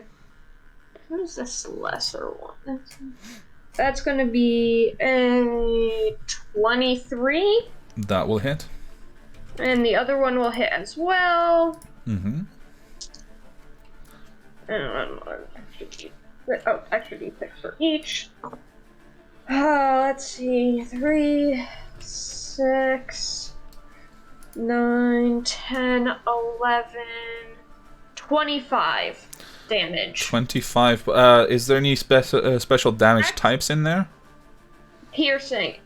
Actually, can I change that to...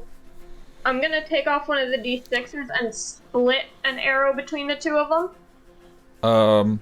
How? I don't know all the abilities for rangers. So it would be 1 arrow at one and 1 arrow at the other, since I have 2 attacks. Oh, like so.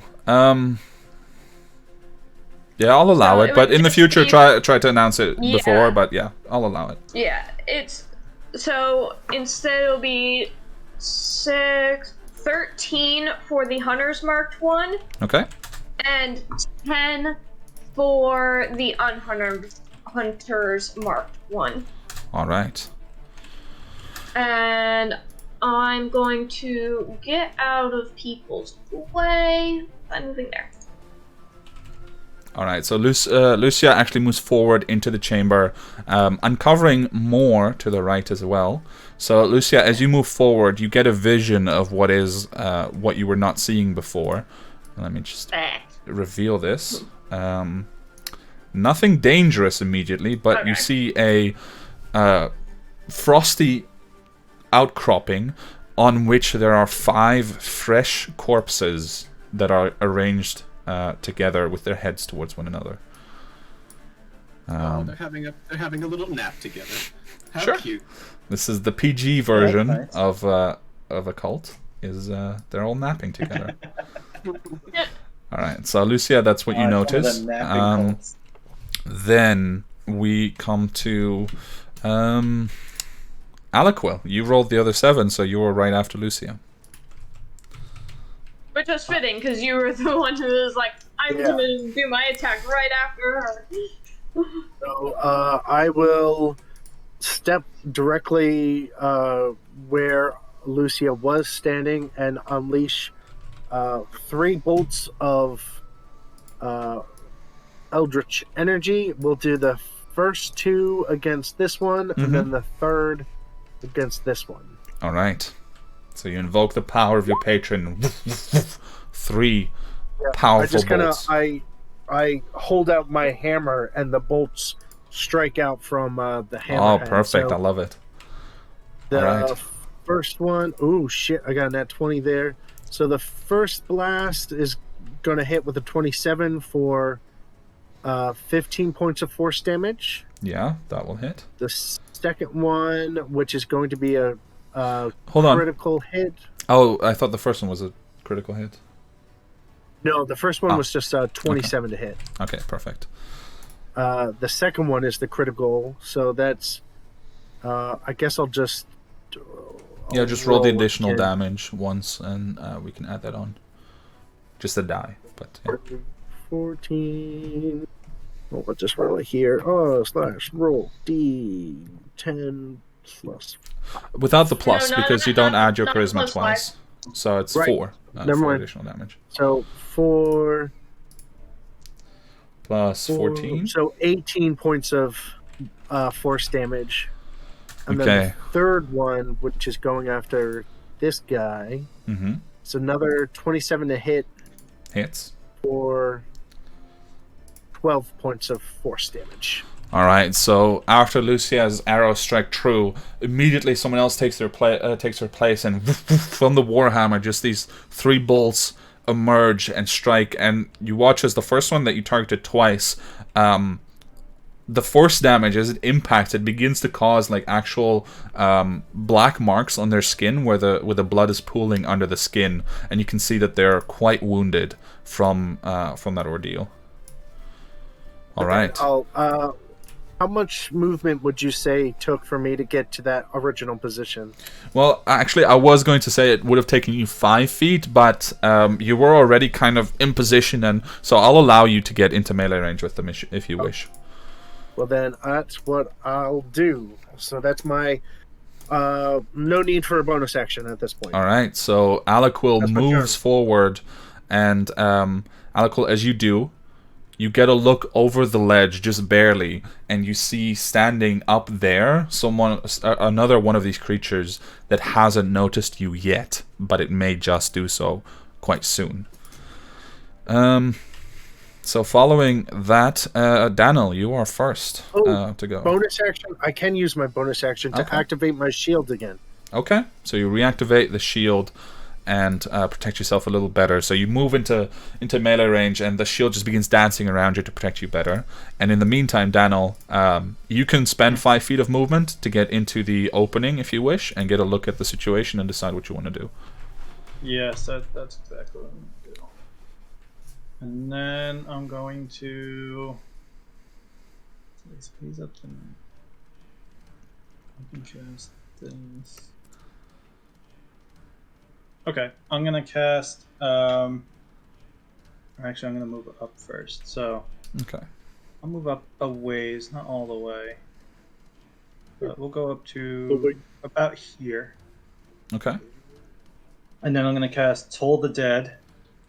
All right. On the one Alaquil is fighting. All right. Yep. So the sound of bells fill the air around it for a moment. It has to succeed on a wisdom saving throw. Okay. So it has to be an 18. It rolls a 5 naturally, so it fails. Okay. But it has resistance, so it is allowed to roll again. And it rolls a 4, so it fails completely. All right. And it is hurt already, right? Yes, it is already hurt, so you have your d12. So it's a d12 damage. And that's if I go higher. Okay. Let's get out of d12 here. So it's going to be 6 damage to him. Okay. And then as a bonus action, behind the other one. Okay. So right here. Mm-hmm. I'm going to summon my spiritual weapon. All right. And it's going to take the form of a giant ethereal warhammer. Okay. And on each of the sides of it, one side has the father and the other side has the mother. Oh, very nice. So it's going to appear behind the second guy. And it's going to try and smack him. So I have to make a spell attack. So that's going to be... This is my beautiful warhammer that I 19 drew to for hit. you. 19 hits. All right. And that's going to do 1d8 plus... Plus your 5. spellcasting modifier, I think. Yep. 1d8 plus 5, so 9 damage. Nice. Just a quick smack.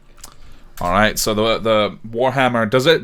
Oh no, you described it already. So with two faces on each side, it just slams into the back of this one, and you watch as the wings kind of curl up from pain as it staggers forward, not expecting the blow to come from that side. Both of them are quite bewildered by this sudden flurry of attacks that is just threatening to completely overrun them, without them even being able to do anything. But they are next in line. So. That warhammer is exactly what I pictured, by the way. Perfect. Nice. I'm just saying, Kevin, that you are so lucky that this group is being well behaved. They're usually drawing penises on my maps. Yeah, no, That's because it's your map. I'm going to make this a lot more deadly if you do that. No, I'm kidding. But as this happens, We're on another channel. We're being on our best behavior. this one is going to attempt to fly up. So, Alec, will you get an attack of opportunity as it moves out of your melee combat range? We'll just use the first one, the first strike. It's going to be a 28 to hit. That hits. Go ahead and roll damage. That'll be 11 points of bludgeoning and 5 points of necrotic. Alright, so let me double check. 11 points and 5 for 16 total, correct? Yes. Alright, so you take a really good swing, trying to put it back down on the ground to prevent it from doing whatever it's going to do, but unfortunately it just has enough strength left to lift off the ground, and it reaches about 10 feet up in the air, which puts it only 5 feet above the ground as it starts to move up towards the rest of this arena, and it just screeches in a loud voice. Do any of you know Infernal? See. I don't think so. Alright. Nope, that's not one of the 6 I know. Alright, so Squeeps, I'm going to send you real quick what it is screeching, if I can find the conversation with you. There we go. You want a cracker? I think he's screaming, two best friends in the arena. We've got big friends. Alright, 1, 2, 3. These guys just ran in here and 4. started beating us up. He said they're on to our surprise party. Alright, so as this occurs, it moves out of range there, and having moved, it is going to take a dash action as well, actually. 1, 2, 3, 4, 5, 6, and it disappears. So this is up, this is a cliff up, right? Yeah, it's cliff up, and it's about 6 feet, so it's not very high, it's just a little Okay. incline. So it's something that I could just, hop over. Yeah, with a it little would just action. take you. Okay. It would take you 10 feet of movement instead of 5 to get up there. Yeah. Okay. All right. Then the other one is going to go because they both rolled the same initiative, and it is going to. Yeah, it is just going to snarl in Aliquil's face and is immediately going to take its attacks against you. So it's going to make one longsword attack with that horrible, vicious weapon that it has, and one claw attack against you as well. The longsword attack is a 9 to hit, so that fails entirely. And the claw attack is a 14, which I assume the shield intercepts and prevents you from being harmed by. Yep. Alright. It is then also going to attempt to fly and get out of your reach. And you have no more attacks of opportunity, so it's actually going to move straight up and also Get 10 feet off the ground. 1, 2, 3, 4. There we go. And it only gets that far. Okay. That brings us to Barbara. You are the last one that's not yet in the cavern. Alright. You have 5 feet of movement to get to the entrance, and then you have the rest of your movement as you wish. Okay. And I'm just gonna move up to here. That's gonna be my full 30 feet. And I'm just going to let the party know. I'm gonna say, sorry, you're going to go protect some sort of ritual loves. I think we'll best get a move on. And then, can I see them? Because this is like a cliff up, right? So I can still see them flying in the air, right? Yeah, you can still see it flying up in the air. You know, with your height, you can just about see over the edge. I'm going to fire just a firebolt of Okay. 31 to hit for 31 fire damage. Okay. I'm pretty sure, yeah. So, despite the fact that as it impacts, you see that the creature's very nature seems resistant to that sort of damage. As it envelops, it still does enough damage, and the wings just start to slow down and just crashes to the ground and falls unconscious or dead.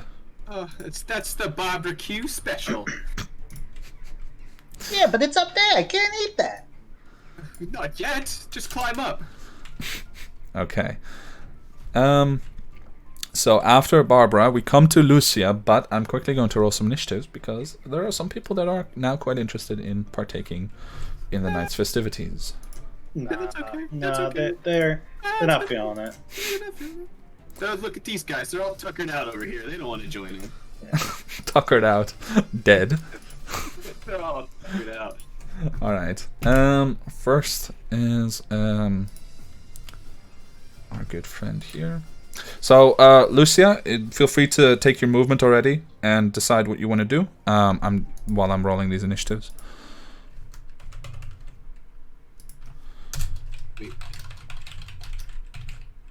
Just out of character. Is everybody going to be okay getting up to the top of that cliff, like, effectively? In character, definitely. I would say you're probably not aware, given that you guys character. haven't been together that long. Fair enough. And this one has... Oh, okay. Because I have a door to anywhere. I can go. Okay. I have a magic carpet in my backpack. I was just gonna... Beluga, I don't hear you coming through the computer at all. Yeah, I don't hear you at the moment either. Sorry, I muted myself when I got up. So I'm gonna take my movement after I make my shot. So I'm gonna use my arcane shot ability to shoot my shadow arrow. Okay. I'm aiming for this guy. Okay. So let me make the attack roll first. You're a sharpshooter, right? Yes. Okay, good. Yeah, then you can But definitely that make that shouldn't- shot. Oh, because of cover? Yeah, because it kind of would have Okay. cover against you, but since you're a Yeah. sharpshooter, it doesn't matter. I was gonna say that's not too far away for me to need sharpshooter, but I No. it also takes care of Yeah. cover. Alright, so let me roll my attack. Ooh, that should hit with a 29. Yeah, that definitely hits. Okay, 39. Arcane shot ability go. Okay, shadow arrow. A creature hit by the arrow takes an extra 2d6, so I will roll that. Oh, okay. So it's going to take 12 piercing and 11 psychic damage. Okay. 12 And piercing, 11 psychic. Yes. Okay. And it needs to make a wisdom saving throw. All right. DC 17. That's not going to happen with a 2. Okay. So it is unable to see anything farther than 5 feet away until the start of my next turn. Okay. Does that arrow apply magical darkness of any kind, specifically? No. It just says it takes 2d6 psychic damage and is unable to see anything farther than 5 feet. Let me...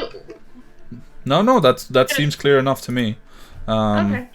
So as you fire, this arrow just gets like a weird blackish energy around it, and as it strikes, there's just a loud shriek of pain, and then you watch as it starts to look around, and it just starts to sweep the sword, completely blind, or rather not completely, but completely panicked by the fact that it can no longer see any further away from it than its immediate vicinity. It is a magical effect, technically. It is a magical effect, but not specifically magical darkness, which is okay.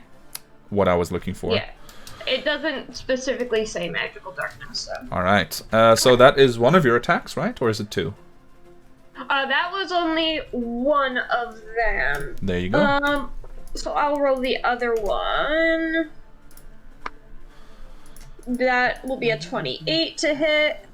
And I just heard it, so can I still use my Colossus Slayer, or do I have to wait until, like, my next turn when it's gotten damage taken to it? I have the Colossus Slayer here. I think it says, if it's below its hit point maximum. It is below its hit point maximum. Okay. The only restriction is you can only do it once per turn. Which, yeah, so I didn't do it the first time, so that's an extra d8 to damage. Okay, 3, 4, 5, 12 more piercing damage to it. Alright. So, with the second strike, you hear an even louder, and frankly, everyone can read the emotion in that shriek, as it is just pure panic when it gets pelted again, now from a target it cannot possibly see. Alright, I'm going to, I guess, just move up to here, because I don't think I'll be able to make it over with my movement. Fair enough. I'll just move up to there. Yeah. Alright. Very good. Then, after Lucia, we come to Aliquil. Oh, can I bonus action real quick? I'll make it post what I already did, but can I just bonus action Hunter's Mark, move my Hunter's Mark to that one? Absolutely, yeah. So right as you move up, you remember, and you move the Hunter's Mark to this new target. Or I can, like, do it while I'm moving or something, but it's post the damage that I already did. Yeah, no worries. Alright, Aliquil. What is the height of this barrier before us? 6 feet. That's about 6 feet high. So it takes some effort, so it takes 10 feet of your movement instead of 5 to move across, but it's not something that will prevent you from going anywhere immediately. But keep in mind, I've actually overlooked this, but keep in mind that the three of you, so Dano, Barbara, and Aliquil, you are on difficult terrain here. So you are moving at half speed. Okay. Unless you're flying, as Barbara was intending. Yeah, I can't do anything else with my bonus action besides basically use my wings to move. Yeah. I can put sorcery points to spell slots, but I don't need to do that yet. So. But Aliquil, I will say that the difficult terrain doesn't stack, so the climbing is just 10 feet. It doesn't become 20 feet or anything. Okay. Well then, I will move to pretty much my fullest extent to the top of this border. Mm-hmm. And then unleash 3 bolts of Eldritch Blast. All right. So as you move there, you also uncover more of what is happening. More friends.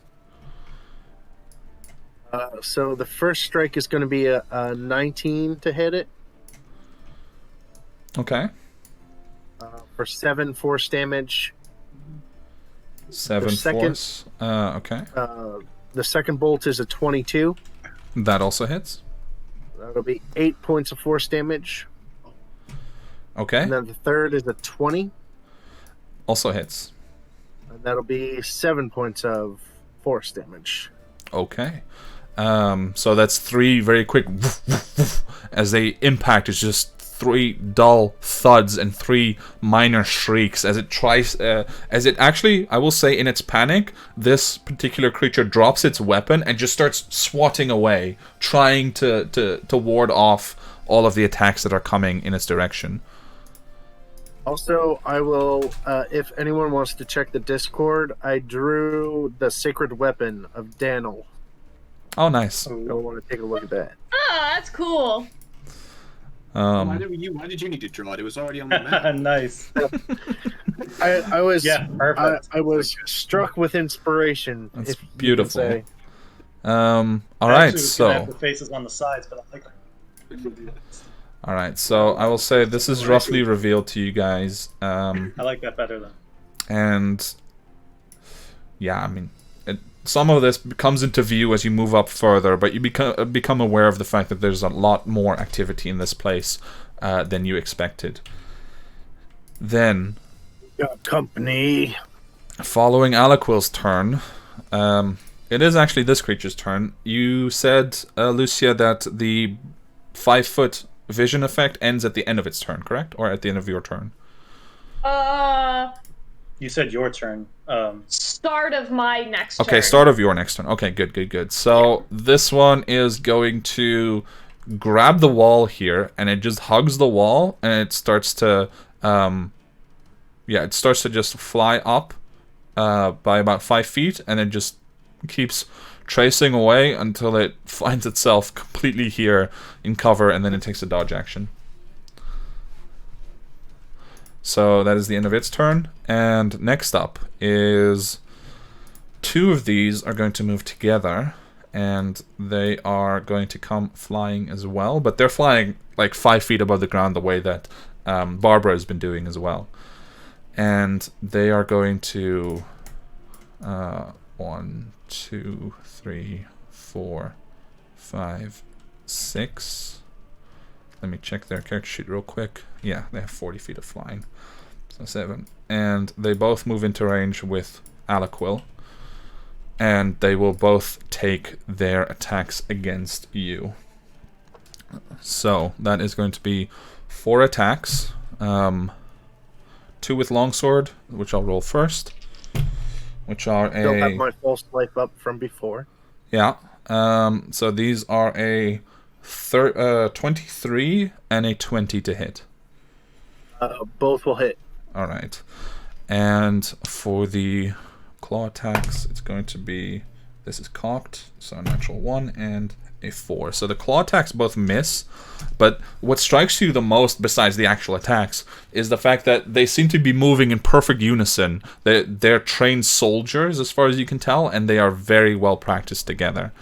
I'm very familiar with the technique, as I'm a soldier myself. Yeah. So with those 2-handed attacks, that's going to be 2d10. Wow, I rolled double 10s. Plus, oh god. That's interesting. That's incorrect. So that is 26 points of damage as both strike you at the same time, just slashing, and you just that actually gives you enough notice in order to step away and dodge both of the claw attacks that come in an almost choreographed dance afterwards. But they are both now sort of flying above the ground, right in your face, their wings spread, and longswords in hand, and the claw attacks, or rather, they swing with 2 hands and then they try to claw very quickly afterwards. Following their turn, there is a little bit of movement near the ceiling that you can't quite make out. And you, since you cannot see it, you cannot tell exactly what causes it, but something conjures up a pool of darkness around all of you. So this creature will make itself known by casting the spell, but you see it too late to take any action against it, and it will... Oh, wait. If it casts the spell, I do have counterspell. From stealth, however, which you can only use, and it only reveals itself by the casting of the spell. Yep. No, you got it. Which is, yeah, it is exactly what it was trying to do. So a 15-foot radius sphere, so 30 feet across. Let me draw that real quick.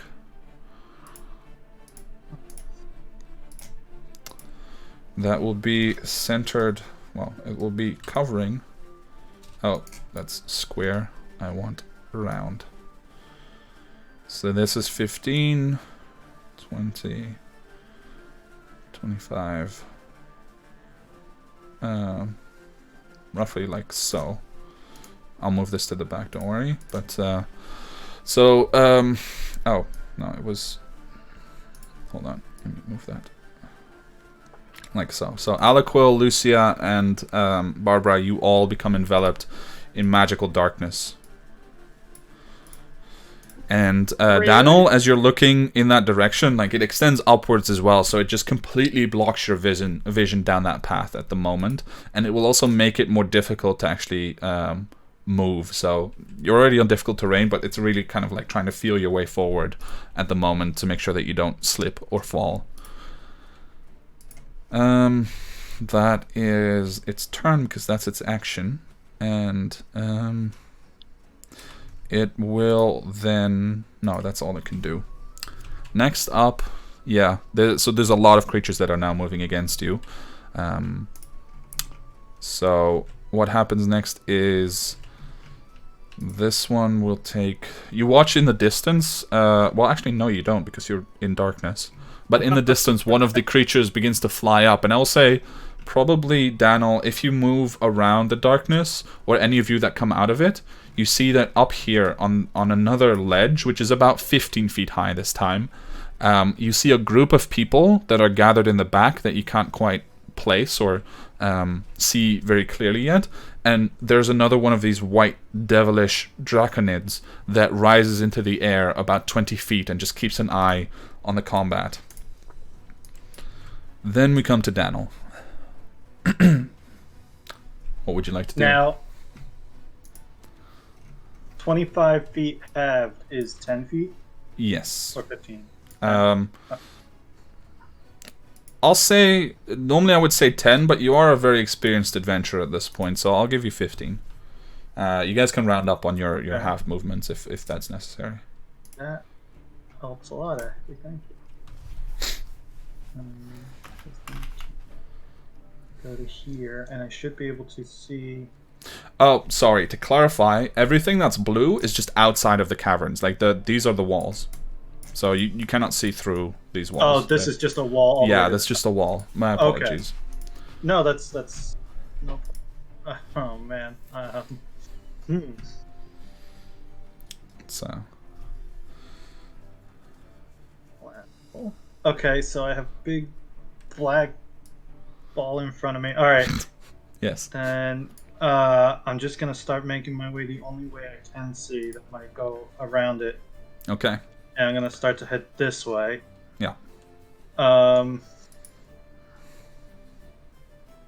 You can use your action to dash for 30 feet of movement. Oh, yeah, I'll do that. That's a good idea. Alright. And then I can move my weapon as a bonus action, but I can't see...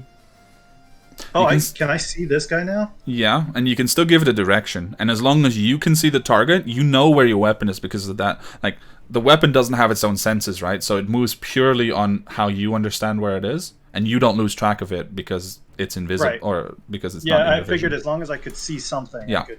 So yeah, you can definitely move it. So then I'm going to move my weapon. I can move it 20 feet. To that one? Which one would you like? Yeah, to right here is fine. I don't know which color is yours. Two people were measuring. I'm blue. Sorry, okay. This one. Perfect. All right. And then it's gonna smack that guy. All right. So go ahead and make your attack. That was what 1d8 plus my spellcasting, which is 5.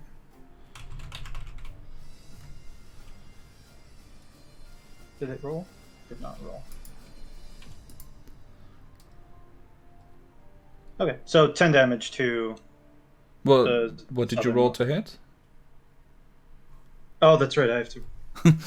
Yeah. You do typically need to make sure you make right, I need to actually hit it. 27. Okay, yeah, 27 definitely hits. So you said 10 points of damage? Okay. So as you strike... The magical weapon just comes down on the side of this creature's shoulder and neck, and it screeches, and you see it snarl, and this very long otherworldly tongue just slips out for a moment, and it just immediately bites in a random direction, It makes a random a creature or an attack against a random creature. So I will say, Aliquil, you're a 1/2 on my D4, and its ally is 2, 3, and 4. So it rolled a 2. Let me double check that. Yes. So it's going to attack Aliquil with its reaction, with its bite attack. And Daniel, to you, it just looks like it's just suddenly biting into the blackness in front of it. But it only rolled a 4, so that's a total of 10 to hit, which does not hit. So there's just a loud snap, or a snarl, a loud snap, and then the creature just hits something firm, which is actually Aliquil's shield that dances into the way to make sure that Aliquil does not get hurt. Alright. Following that, Daniel, I believe that's your whole turn. That is it, yep. Alright, then we have our wounded fella here, who is going to... This one is going to fly back. It's got its reinforcement, so it's going to move back in this direction, and it's going to take the dodge action. So this one currently is dodging in order to try to avoid getting hit until it can get into melee range. Then, Barbara, it is your turn. All is dark. I'm going to cast Dispel Magic. Okay. The magical darkness in front of me. And immediately just it disappears and blinks out. And once again, Lucia, Aliquil, and Barbara can see. Cool. And then as a bonus action, I'm going to sprout my wings. Now, if I'm flying, can I get up? Could I get up to the yes, top? If you're flying, you have 30 feet of movement. No problem. Yeah. So I'm just going to kind of go up over to here, kind of on the side here. All right. So you land. It's a little tricky, right? You don't feel completely confident, especially in these places where it seems the ground is even more slippery than usual, but you do manage to. And that's your bonus action, movement, and action. So that's the end of your turn. That's it. Anything you want to communicate? Just checking. Can I see? Nah, there's nothing important that I have to say. Okay. Okay. Very good. After Barbara is someone else who is going to come out of the woodwork here and appearing, or rather flying down towards Aliquil. This creature, sorry, I meant to make it appear, is similar to the other one that is kind of flying near the stalactites in the ceiling, and it immediately attempts again also to cast a spell, but this time, because you guys are definitely prepared, Aliquil and Barbara, please roll, and Lucia as well if you wish, roll perception checks as it approaches. 29. Great with those. Right. Oh god, I keep rolling perception, and that's a 12. Okay. So Barbara, you do notice, and actually, no, with the stealth roll that it made, if you have over an 8 in perception on this one, you notice it. Yay. So Thank goodness. as it comes rushing down, there's an a 8 and I have a -1. there's a snarl of anger, and it once again incans something very, pretty much identical to what the other one did, and it attempts to summon another magical darkness. Is there anyone that takes action against this with their reaction that is able to? Am I able to or no? Well, do you have a counterspell? No. I have counterspell, but I don't know if it would take effect since I rolled lower than its perception or its stealth. So you rolled so you have a 7 on perception, right? Yeah, it was a 7 for perception. Yeah, that is just unfortunate, because probably what happens is this: as the magical darkness is dispelled, you have a very brief moment. It's not a lot of light, but it's still comparatively it's a lot of light that suddenly floods in, and you blink for a moment and you realize there's suddenly these two, or there's still these two in front of you, and you try to look around to see what the new situation is, when suddenly your vision begins to fill again, and you just see the outline of the creature that's just cast, and you think to yourself, it's just too late to cast that counterspell and prevent this. So once again, but this one is centered mainly on Barbara and Aliquil. It will this is 4 wide. Yeah, roughly like so. I drew it on the GM layer. Hold on. That happens. Where's Bob? We don't know. So yeah, hello darkness, my new friend. So Aliquil and Barbara, once again everything goes dark, frustratingly so, as one of these creatures summons another spell of darkness to cover all of you. Following that, Run laps around this rock at this point. God, yeah, I'm glad Daniel moved all the way around the rock for the darkness to reappear in front of him in this. okay. At this point, probably thinks it's chasing him. All right. Following that, we are going to go to Lucia's turn. Lucia's going to take a step here and fire 2 arrows at this one. That is possible. Don't want to do that.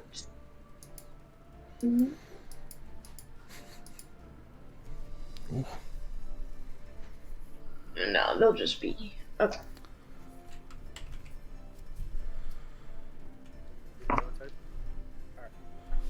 Alright. This is a 22 is the lowest. Okay. That all hits. Okay. 6, 7, 8 plus 14 is 22 damage. Okay. 22 damage from one attack or both? Both. Okay. Do you need them separately? Not unless any part of it is cold, acid, fire, or poison. So I don't think so. No, just piercing. Alright, so 2 arrows in extremely rapid succession just and embed into the flesh. And you notice that this is purely natural armor that they have, so they're mostly uncovered. And it just digs straight into the flesh, no problem. Just double checking that I don't want... Actually, do I want to use this yet? You know what, no, I'm not going to use it yet. I'm not going to use it yet, so I'm... Weakest concentration. I did just hit the one that Oh, it cast is, darkness. hold on. It doesn't specify, but yes, it is concentration. I mean, it specifies in the spell, but it doesn't specify in. So each of the attacks wasn't more than 20 individually, right? Let's see, 6 and... No. Okay, so it rolled a natural 19 on the first one and a 10 on the second, so it saves on the concentration checks. But very good point. Please do remind me of things like that. I didn't realize it was concentration. No, I just mean like, yeah, definitely look out for yourselves in this combat. Yeah, I know darkness, so I had it dispel it. Oh, okay, so you knew it was concentration. Very nice. Well, I know the spell, so. Lucia, you still have more movement if you wish. You only moved 10 of your 30, right? So.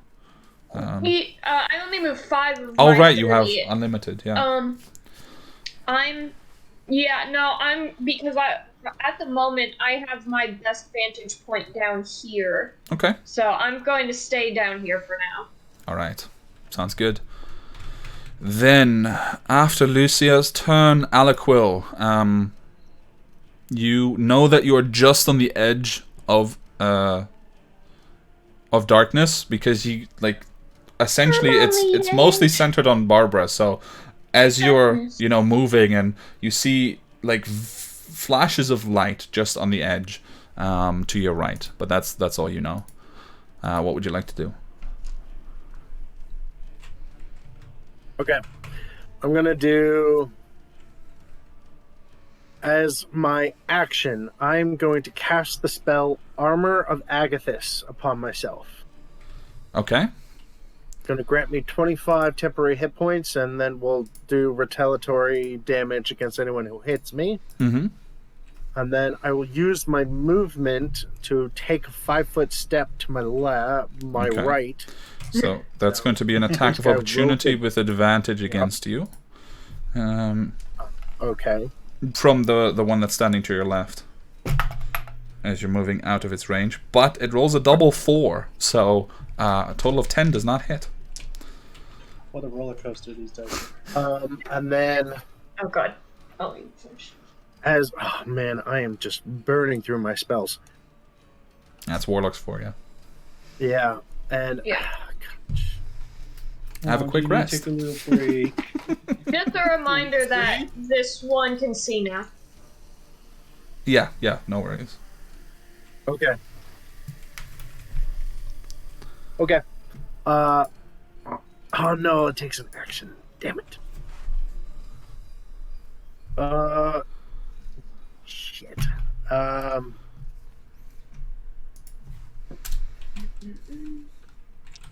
I will use a bonus action Okay. to cast the spell, Misty Step. That would be a second I leveled will- spell, which you cannot do on the same turn. Oh. You're right. Apologies. You're 100% right.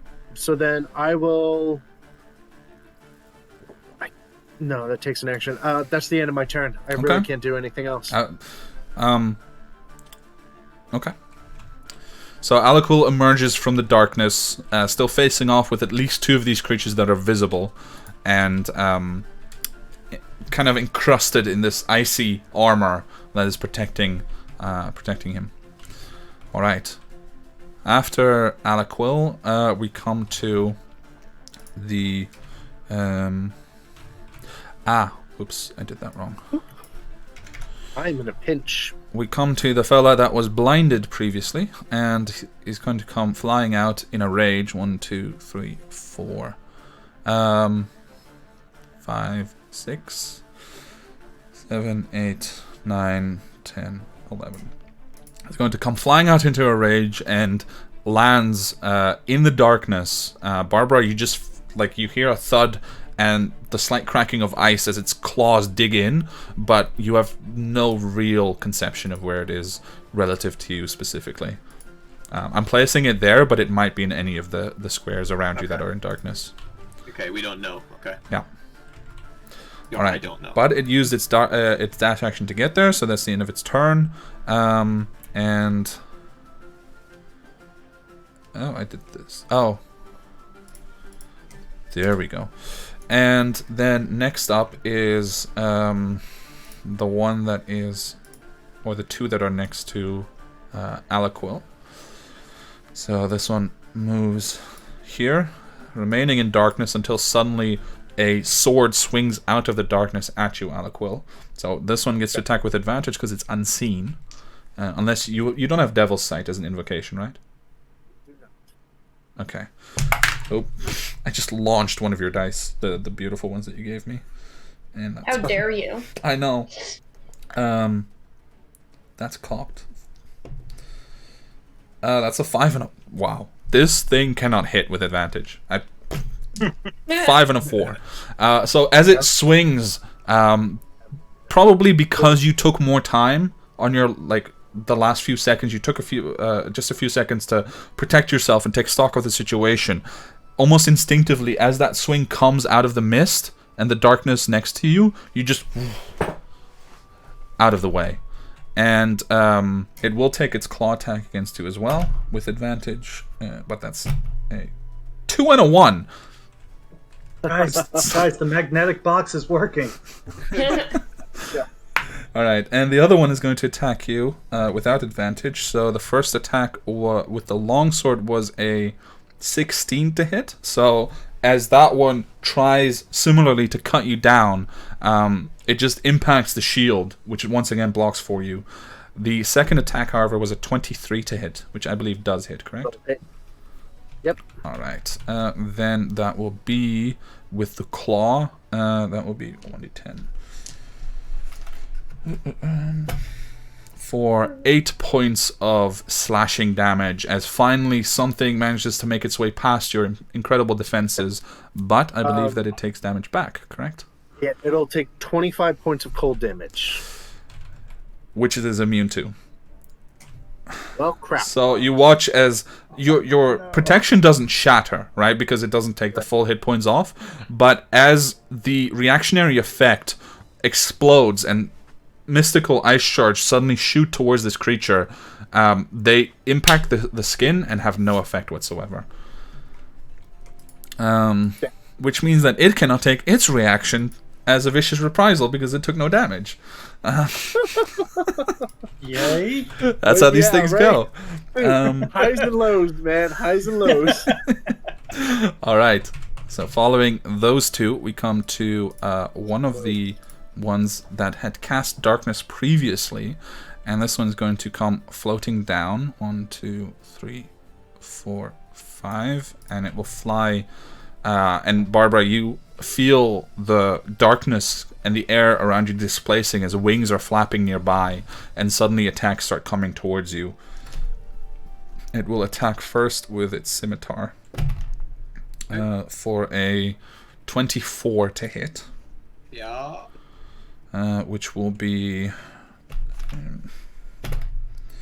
that will be 5 points of slashing damage. Okay. Then it will attack again for a 23 to hit.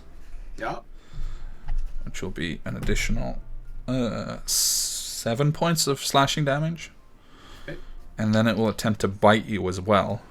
Okay. For another 23 to hit. Yeah. So that will deal... Sorry, not that 23 I was spotted. I mean, it's possible. Maybe you have a shield spell. I don't know. No, I do not. I've got a stand in darkness for 2 turn spell. As a reaction, I just say no. I say no. So that will be... hold on. That will be 4 points of piercing damage from the bite. But you also feel something seeping out of the mouth. And you take an additional 9 points of acid damage. Oh. And that is the end of that round. Kevin, Yes? can you mark... God, I'm never on the pointer. Jesus. Can you mark this one with, like, a symbol for my hunter's mark, just so that... Oh, yeah. Sorry, I forgot that you moved it. No, Yes. it's fine. I just wanted to Because this one remember is, of which course, one it was. dead. Yes, and this one is no longer blinded. Thank you for the Squeeps, reminder. are you wearing mage armor and just underwear? Like your Baldur's Gate character? I mean, I'm definitely not wearing it, that's for sure. Anyway, next up is there's one up here, which is going to come flying in. 2, 3, No, it's 4, not. 5, 6, and it will take the dodge action as well, as it cannot get close enough right now to do anything meaningful. And then we come to Daniel. Oh, sorry, I should say, because this happened actually as the last one moved, there are several things that you begin to notice about the cavern. First of all, from the distance, from that high ledge, there is a chant that begins to rise through the caverns. Quite a feverish chant as they begin to incant something around themselves. And those of you... Now, in fact, I will say all of you, because all of you have some affinity towards magic or using magic. You all feel a strong magical aura from that place where these 5 individuals are at. You don't know what it means, but that is what happens. At the same time, as the last of these creatures that seems to be willing to move in your direction moves, you watch as a icy wall, well, those of you that can see anyway, as an icy wall springs up and just completely blocks off. It goes 30 feet up in the air still. You would have to fly very high over it to get past it or destroy it somehow, as it blocks off that high ledge completely. So I'm just going to draw a line here. Like this area here? Yeah, I'm just going to draw it real quick. Yeah, you got it. There we go. Well, shit. It's So fine. Get me out of the darkness. I can melt it. I will say, Lucia, make a nature check as this occurs. You might see it only in a bit, but just so that we have it out of the way. Natty 1. Okay, so it doesn't strike you as anything particularly familiar that you can place. It's just ice, guys. It's just ice. Calm down. Okay. So now, Daniel, it is your turn. What would you like to do? Alright. I'm going to move and use my dash action, which should get me to that place I checked 100 times, but then completely forgot once it was my turn. Right there. And That- then I'm going okay. to, as a bonus. Sorry, was there something? No, I was just going to say back to where you started, funnily enough. Roughly. Yeah. Oh, it's hilarious. I'm sorry. No, it's okay. I made a laugh. I'm good. And then I'm gonna cast Healing Word on Aliquil. All right. And I'm going to cast that at level 4. All I right. think if I press this and I hit that. Hey. All right, Aliquil, you regain 15 hit points. Plus another 5. So Plus 20. 5. Wait, is that not included Plus in the my first one? spellcasting modifier. No, that's included in the first one. You rolled a 2. Plus 5 is 7, and then the higher does it healing was include 4 that? plus 3 plus 1. You can mouse over the Oh, numbers okay. and you can see what it actually added together. Yeah, it does say. Oh, that's cool. Yeah? Never mind. Yeah, it's the 15. Yeah. So 15 total. Yeah. You got 15 HP. Yeah. All right.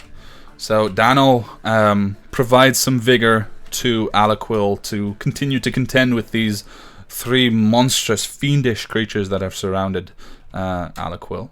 And let's see what happens next. He runs up behind you, yells anchovy and stuff. Anchovy! All right. Just like that. 2, 3, 4, 5, Anchovy! 6, Fill me up. 7.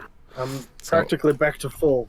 Oh my god! come Aliquil, on. you watch as one of these things, in fact, the Oh, good. wounded one of the first ones that you guys pummeled so severely that gathered all these reinforcements, flies in a fury into the darkness, and to your dismay, you suddenly feel the air rustle behind you, and it will take its 2 attacks against you with advantage. I really wish I could see into the darkness right now. Isn't it powerful? I would use my piercing strike and go right through all of them. Okay. So it will take... Keep smacking the one that casts darkness. I'm doing This is that. 15 to hit with advantage. And the claw attack is a 16. What? What? No, it's all good. Try as you might. So, yeah, the darkness seems to be actually depowering them as another 2 strikes come in. But we must give credit where credit is due, as Aliquil's superior reflexes, he turns quickly and just, the first blow ducks out of the way, and the second one you just parry out of the way with your warhammer, just smacking it down to the ground. That brings us to Daniel there. Barbara, it is your turn. You know that there are 2 close by that have tried or have attacked you. Do I know the one that just hit me is standing, like relatively, or? I would say so. You can make an educated guess as to where it's Okay. standing. Yeah. Okay. So I'm gonna cast Agonazer's Scorcher at 5th level. Okay. And that is going to be a 5-foot beam, or basically a 30-foot line, 5 feet wide, in the direction of the guy that just hit me. So I'm assuming it's going to be this way? Roughly. I'm gonna need you to roll a d20, and on a 1, you also you angle it in such a way that you hit 2 of the other Abishai, but you also include Aliquil on a 1. So I rolled a 6. Okay, so on a 6 you're fine. You manage to angle it and you hit 2 of them, and that's it. Okay. So they make dexterity saving throws? Dex saving throws, yeah. Alright. Sorry for interrupting you there. So fail, and the second one is a 15 total, so that also fails. Alright, wait. They're gonna each take 38 fire damage. Let me see here. 7. Your spell DC is 19, right? Yeah, 19. Okay, yeah, they both fail, even with their magical resistance. Yeah, so it's just gonna be a 5-foot wide beam of fire that basically just shoots out of my hand. Okay. And I'm going max range with it, even though it'll hit a wall probably over here. What is the max range? It's like... It's 30 feet. Oh, okay. Yeah, no, it just goes through, and Aliquil, you just watch as suddenly a beam of fire emerges from the darkness, kind of, having that swirling effect as the darkness moves around it, but doesn't affect you. However, it does affect one of the creatures that is attacking you. That's 32 points of damage. That will be reduced, but... What did you say, Squeeps? It's 38 points of damage, Oh. and it ignores DR for fire. Ah, it does, right. So 38. That would be... yeah, so you hear 2 pained shrieks as you know that this beam of fire has connected, and not only that, but you've managed to concentrate this fire in such a way that there's no creature on this plane that could stand against that attack and not take the full brunt of it. Would you like to move, Barbara? No, absolutely not. Okay. Just asking. I'm not taking attacks of opportunity like this. Alright. After Barbara's turn, we come to the other black creature, which is the one here had already attacked you. So it's going to be this one next to Alaquil, which is going to take its normal attacks against you, Alaquil. And that first one is a 13 to hit. Second one is a 10 to hit. And the third one's a 14 to hit. Oh my god, it's over. It's over, guys. We're done. That's all good. So it just takes 2 scimitar attacks against you, Alaquil. You manage to parry both and then just duck out of the way of the claw attack. It's becoming tiresome, but you do manage to keep currently 4 foes at bay at once. Alright. Oh, I will send you a message, Alaquil, on Discord real quick about something that you hear in your mind.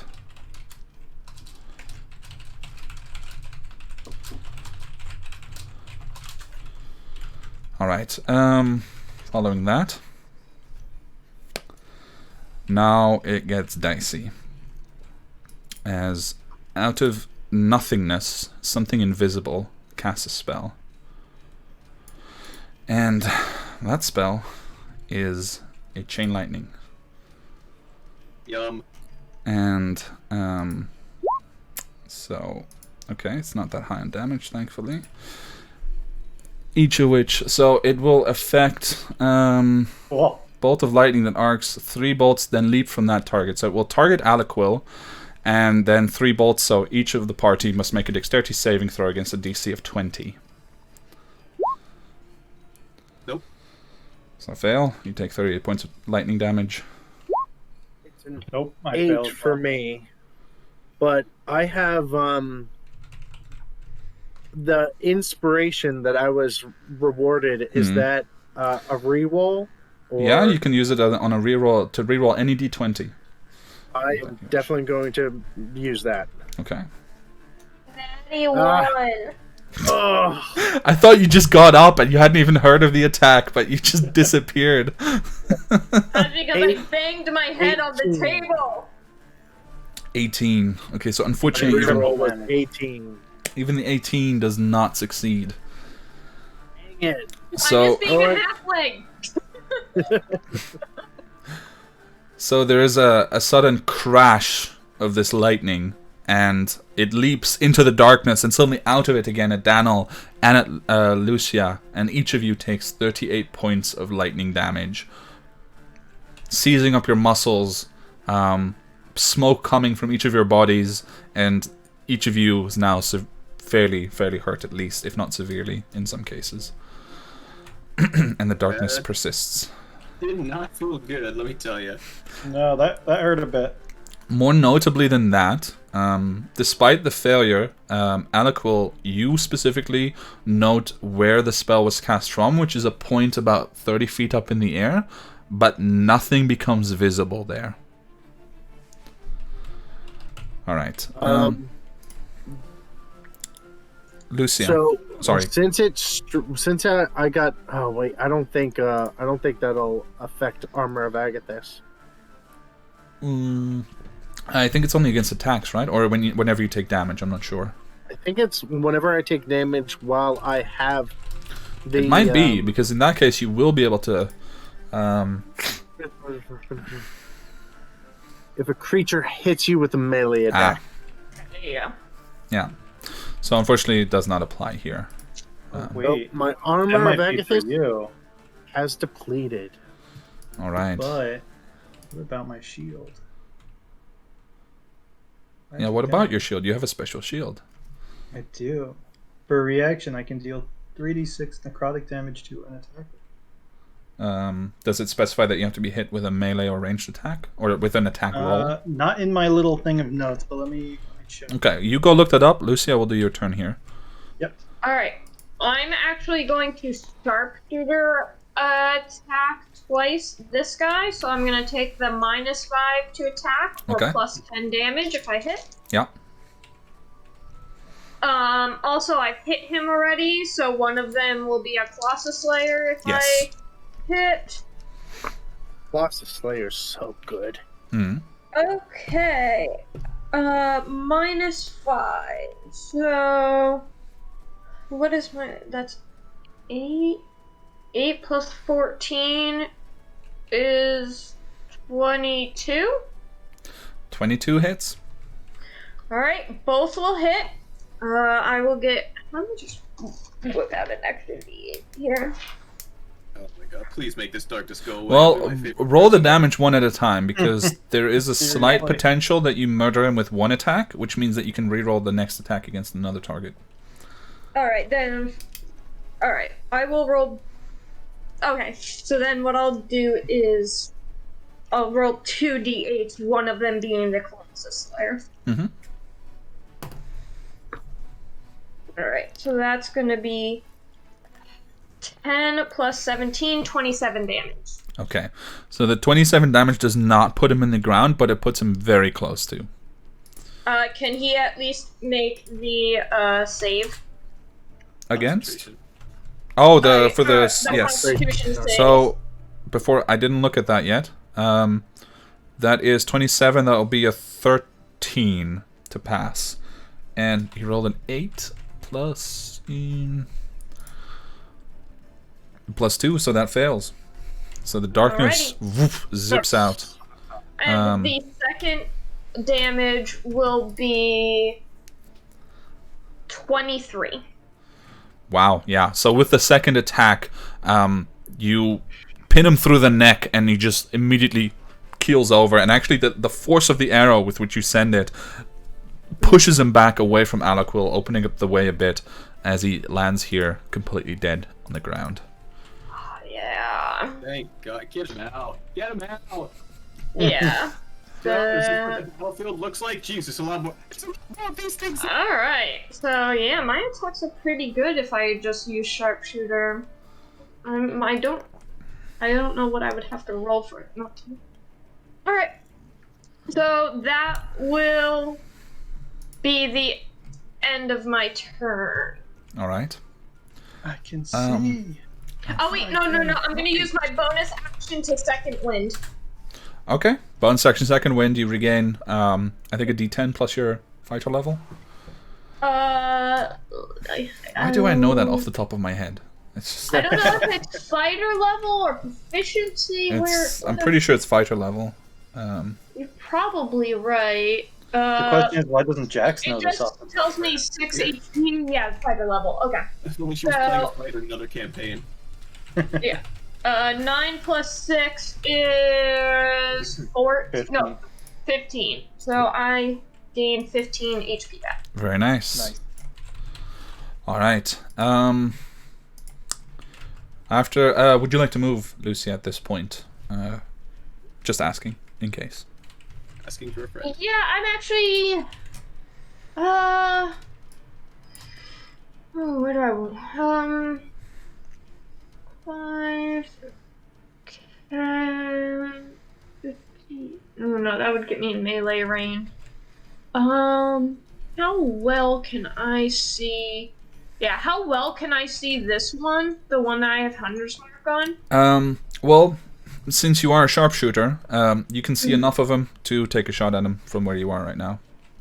Okay. Then no, I'm good where I am. Okay, sounds good. Yeah. So after holding on. Sorry, I'm like trying to decide. Well, I don't have anything to take down that wall, so I'm not gonna risk it. Yeah, no, I'm gonna stay where I'm at.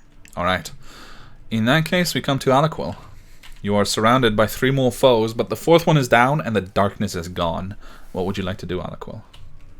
I will snap back towards, or I'll kind of give a quick call out to Barbara and say, "Smoke these fools!" And I'm going to cast Misty Step. Okay. That's the last spell of the season for me, which will bring me to here, 30 feet. Yeah. I think you have to be able to see the And then- place, so if you're going through a wall, it might not work. It's not going through. Well, I might Yeah, that's technically. Yeah. I'll say make a perception check. Otherwise, it's like a 5-foot difference from where you can go.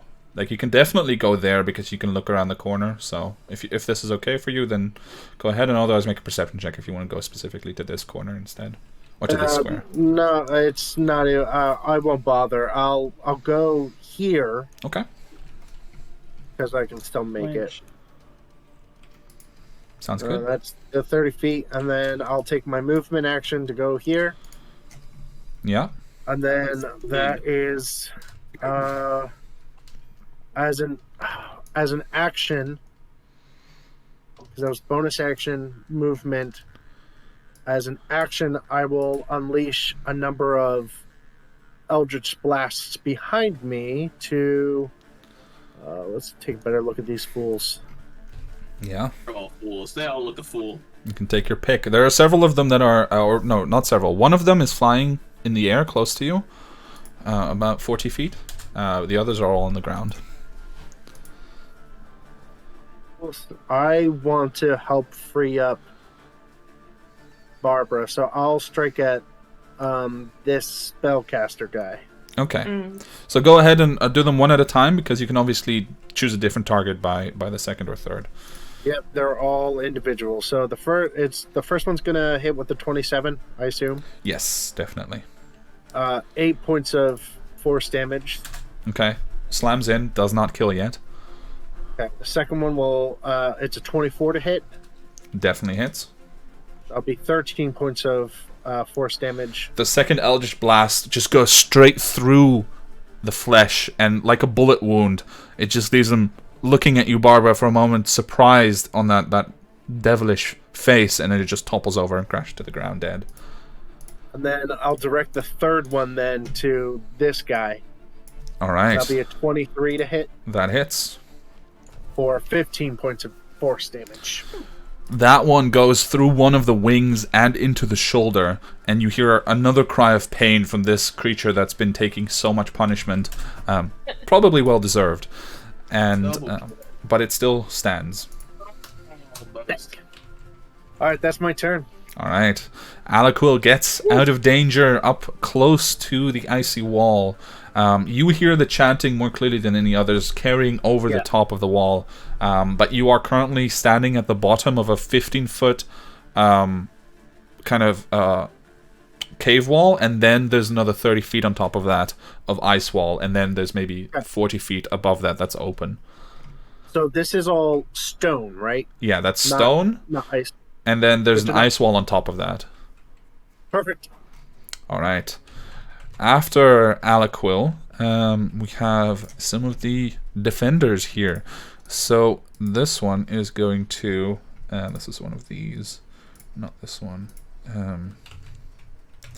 Alright, so this one is going to leap off of here, having now no longer any Alaquil to attack, and not immediately seeing... Well, actually, I'll roll a perception check to see if he notices you. Well, with the... I'll say with a... What is this? A 16? Yeah. So this one's going to come flying after you, Alaquil. 1, 2, 3, 4, 5, 6, 7, 8.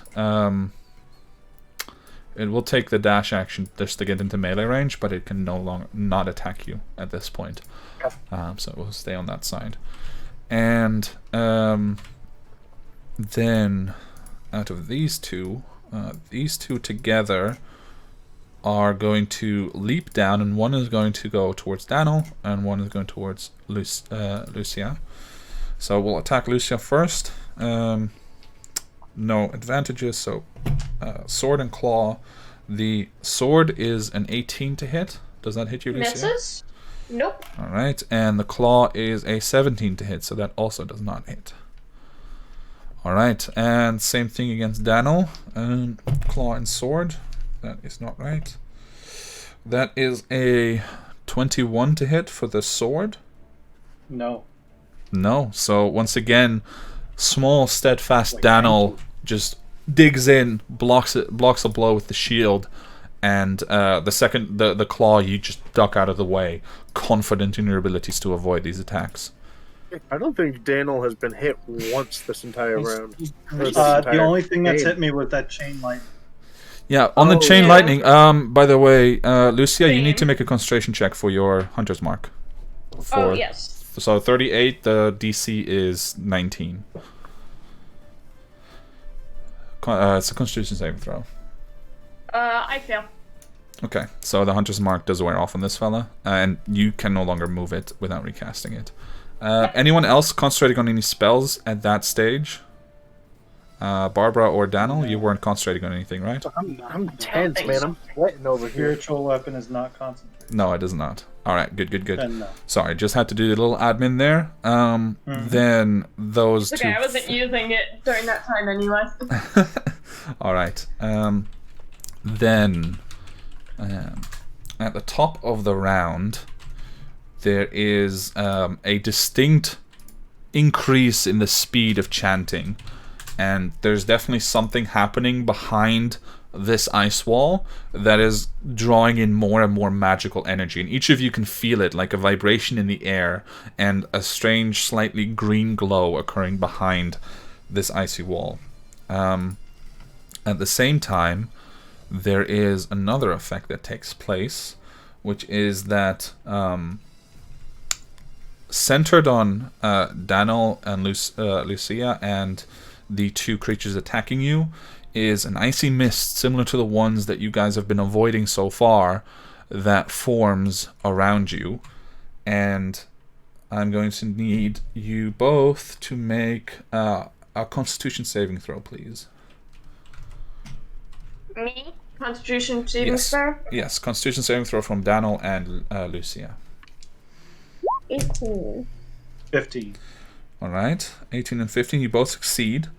And you take 7 points of cold damage each. That's the halved of what it would have been otherwise. And this icy nastiness just forms around you. Let me see if I can make a very quick little... There you go. Following that, we come to this fella up here, who is going to fly back and come after Aliquil as well. Spends half of its movement descending. It remains 20 feet up in the air above you, Aliquil. It doesn't actually quite manage to make it back to you as it was flying so high up in the air.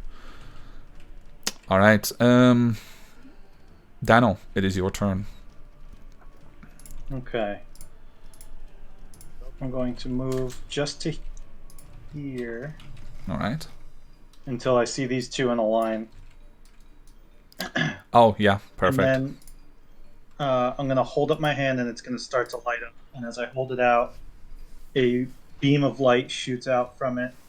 5 feet wide, 60 feet long. Don't tell me what it is yet, because Okay. as you do this, you feel something attempting to stop you. Is this spell 4th level or higher? Yes. Okay. So there's going to be an ability check for this. Can you move out of the way after you cast the spell? Can I this is- move, cast, and move again? Yes. Yeah. Oh, okay. So Then this yes, is I a can. 13. What level is the spell? It is level 6. Alright, so it fails. So you feel some attempt to prevent your spell casting, but it fails. And you manage to push through, invoking your confidence in the Mother and the Father to grant you this magic. And you summon your divine or light beam that you were conjuring. Okay. Then each of those creatures need Mm-hmm. to make a Constitution saving throw. Yes, sir. DC 18. Closest one is a 1, so it fails. And the second one's a natural 20. Those guys are just bouncing up and down.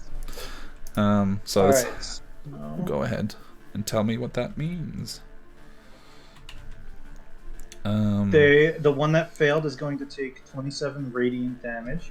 Ooh. So as you invoke this and you push through the counter spell, you summon this beam of light, and as it touches the first nearest creature, it physically begins to burn away everything around it, and you just leave a trail of dust and smoke in its wake as it completely evaporates from the ground.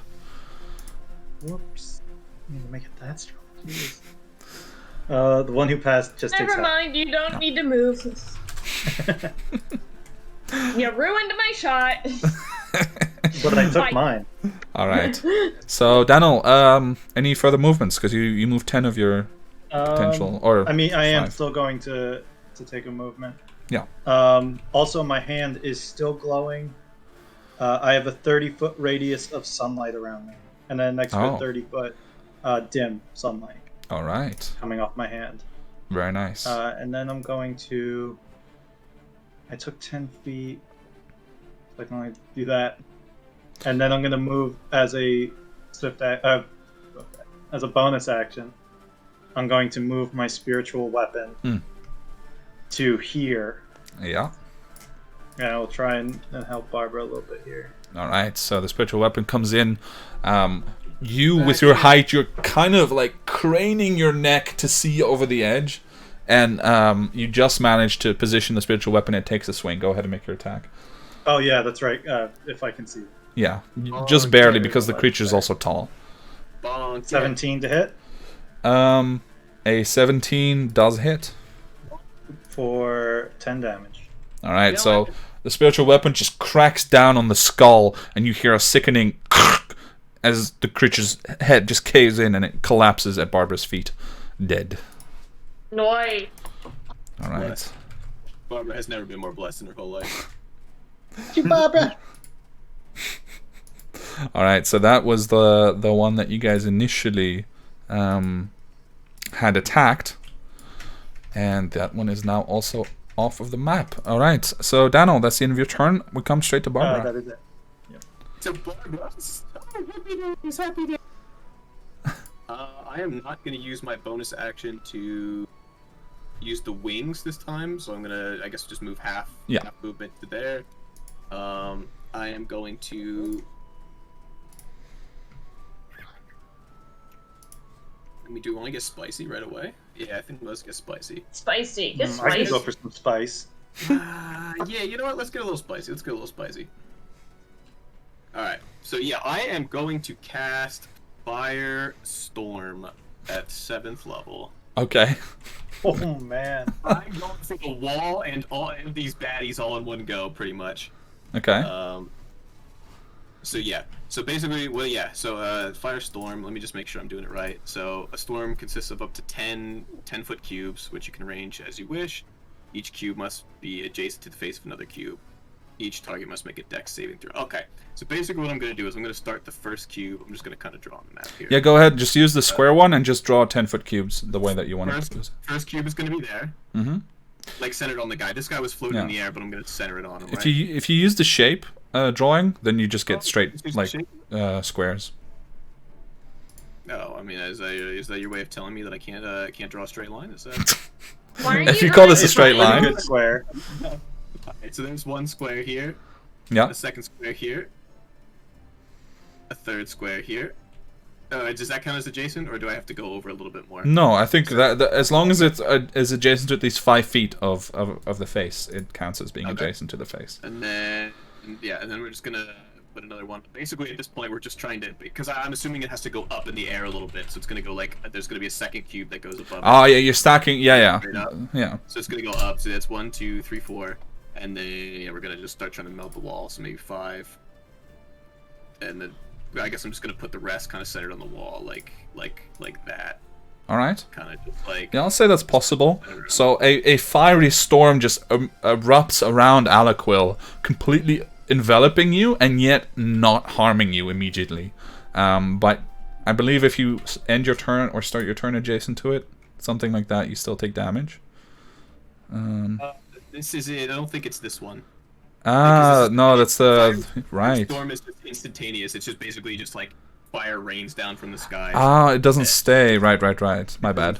No. I was thinking a wall of fire.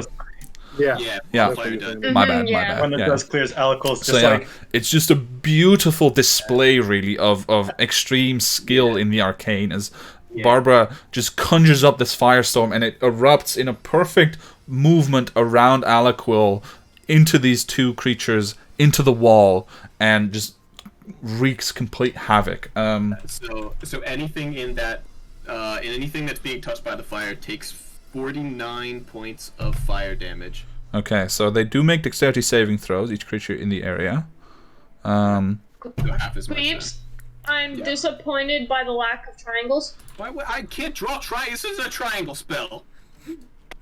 All right, so oh, they no, both you draw, like, fail. where it's coming from. Yeah, you're right. You know what? You're right. Take it back. Let me waste 15 minutes of my time drawing triangles instead of just drawing squares. That's You all do good. it That's on all my good. Stream all the time. Yeah, I think the problem is Beluga's getting jealous that we're being really good on this stream. I am. All right, so the wall pretty much evaporates. Really, it remains a small portion of it remains on this side, but the rest just melts away. And the firestorm, by the time that it clears up, you see that the two creatures here, they are. You immediately see that they're resistant to the fire damage. They're not as affected, but it is just an extremely powerful spell. So the pure force that you've put into it has definitely. My fire damage still bypasses DR. Oh, it does here as well. Nice. Shiznit. Nice. So in that case, this one is also burnt away in a similar but more dramatic fashion than what Daniel did, because Daniel's was still holy energy. This one is just pure fire, and as it begins to burn, you hear screeches of panic.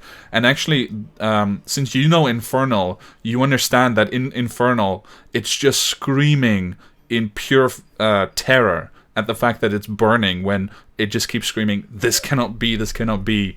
I was born in the fire," because they're supposed to be more resilient to it than they are. Just have one up me. Did by it. Yeah, and I get it. as a bonus action, I'm gonna drink my because you said we get one potion that we can drink as a bonus action in a drinkable manner. Mm-hmm. So I'm just going to drink my potion of superior healing quickly. All right. I'm just going to chug it. I need health. I don't want to mess with that. So that's 8d4 plus 8. All right. I'm gonna restore 24 hit points. So I will say, unfortunately, Aliquil, you lack this view at the moment, but the rest of you who are further away, you can actually see up on the ledge at this point. And where previously you saw 5 figures just sitting on the ground in a circle and chanting quietly, there is now a glowing green-blue barrier that is physically obstructing this group from being seen. You can still hear their voices chanting, but they have invoked some kind of magical shield around themselves. Through that shield, however, even at this distance that you're at, you can see clearly floating in the middle, as if it's drawing the eye somehow, is a physical frozen heart of a very large creature about the size of someone's torso that is floating in mid-air and slowly rotating. Good stuff. Following Barbara's turn, That can't be good. there is something else that occurs as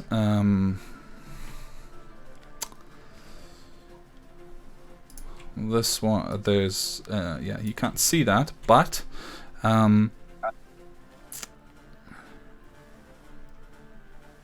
yeah. You watch as in the air suddenly there's a crackle of energy out of nowhere and a loud thunderclap as suddenly a second chain lightning crackles forth Gotta drink that potion. at Barbara. So please make Barbara, Daniel, and Lucia. It'll be What was it? A dex save, right? Yeah. 26. Okay, 26 saves, so that's half damage.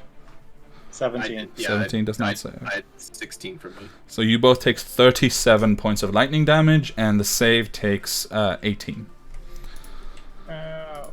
Thank God I healed. Oh, if I didn't heal, I was down. Yeah, right. So, Aliquil, you just hear, and vaguely out of the corner of your eye, you see the flash of energy behind you, but once again, you cannot place where it's coming from. Alright, following that turn, we come to Lucia.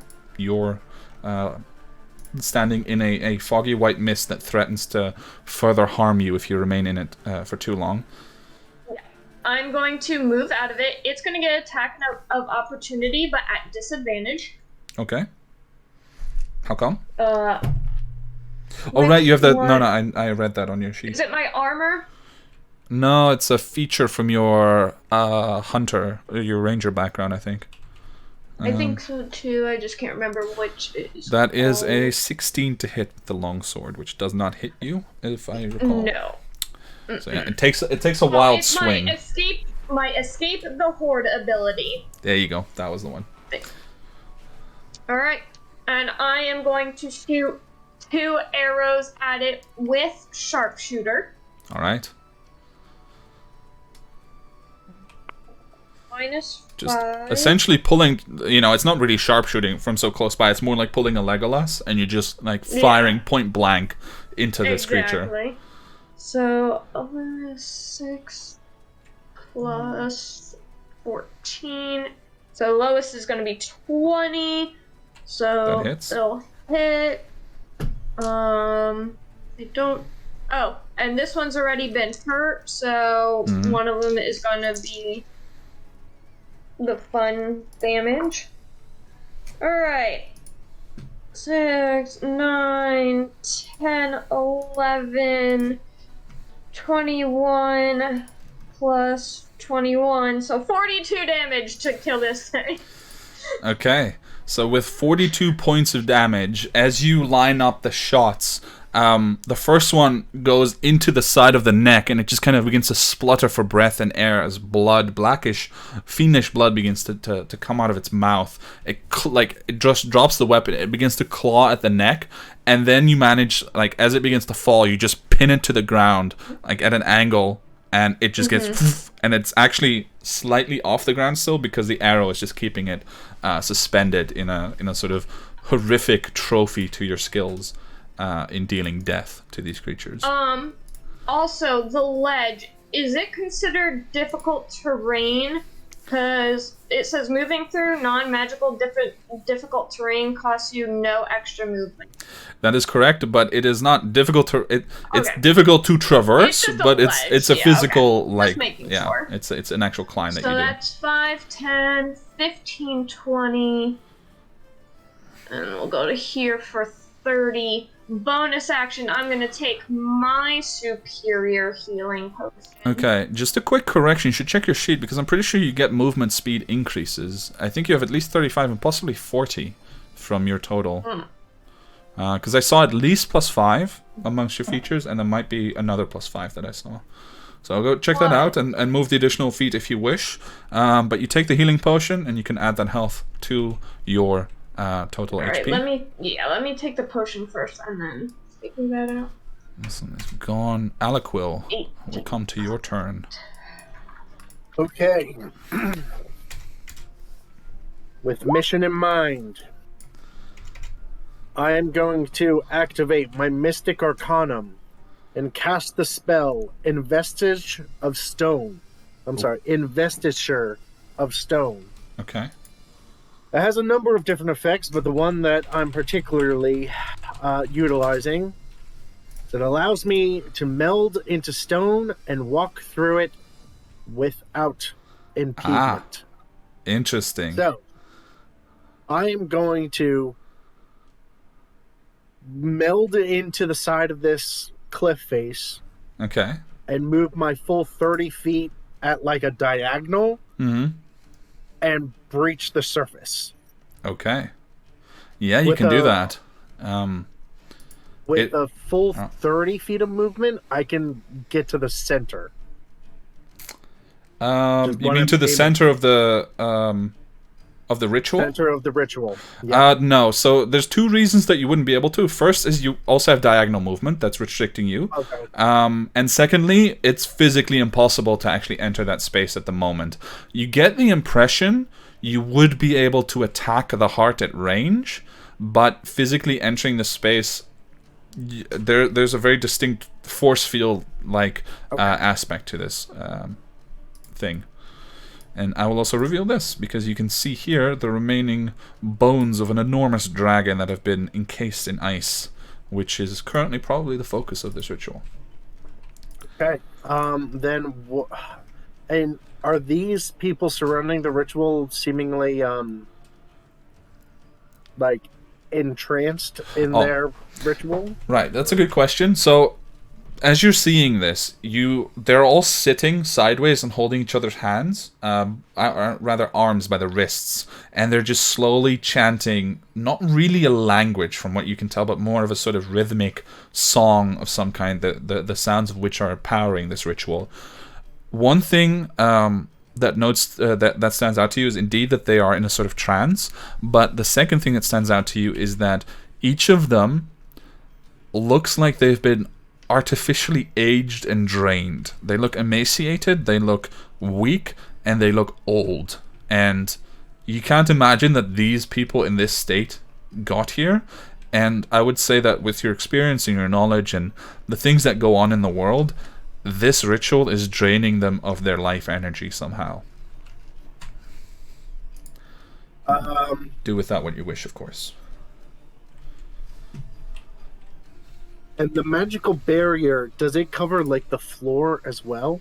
Yeah, it seems to be a circle around them that probably extends like underground as well.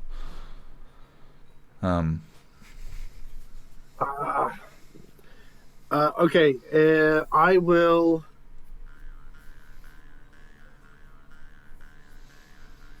I cast a spell as an action. I can't do it because it's an action. As a bonus action, can I try and like... Oh wait, they're surrounded by this magical field. Mm-hmm. So I can't like touch them or anything. I mean, I will give you the attempt to. It would be a free action to, reach out a hand and just attempt to physically interact with one of them. Yeah, I'm gonna try and grab like the nearest guy. Okay. And see if I can pull him out of this encasing. All right. Wow. Thank you for the gifted subs, Beluga. Thank you for having us on. I hope you guys are having fun. All right. I'm a blast. Aliquil, as you reach out and attempt to grab onto one of them, please make a wisdom saving throw. Like a wisdom save. Oh, hey, I got one of the subs. Actually, all three of We you all got did. one of the subs, Yeah.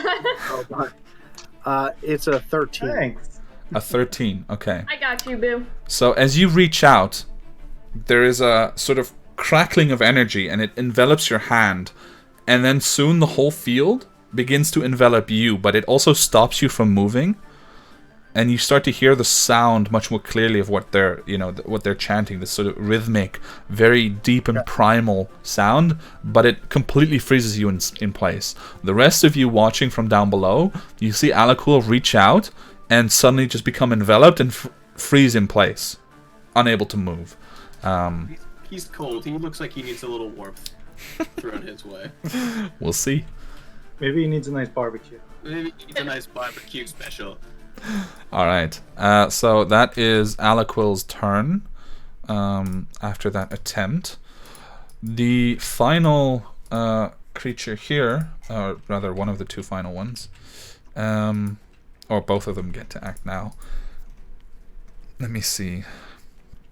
There's a hiss as it turns to Aliquil when he appears, but then it just abandons him and lets him go and starts to fly. 2, 3, 4, 5, 6, 7, 8. So it flies in this direction, and it will just immediately fly into melee range with a dash action. And the other one will do the same. So they both just fly into melee range with. Well, it can move further, so they'll move like this. Alright. They have to move like that. Yes, they do. No. No. All right. So it's the top of the round. Quick question: Did the monster down here die? Yes. Yes. Sorry, I Yeah. should have marked it. Oh, yeah. It's dead. That one got, like, Just wondering. obliterated. Oh, it did. Oh, good. So, Okay, good. Aliquil, you take Yeah. 3 points of damage that you cannot mitigate in any way. And you hear a voice call out to you. And it just sounds hungry.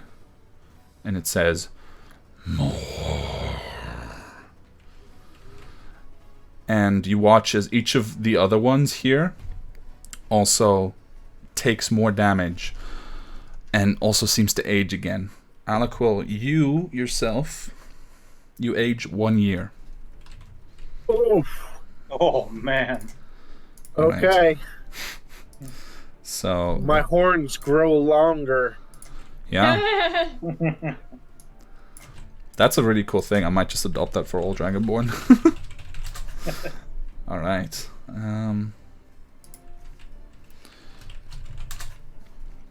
Okay.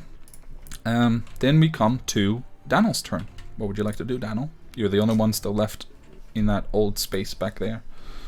Daniel is going to run up to here, Okay. and he's going to point his still glowing hand out, and it's going to shoot another light beam.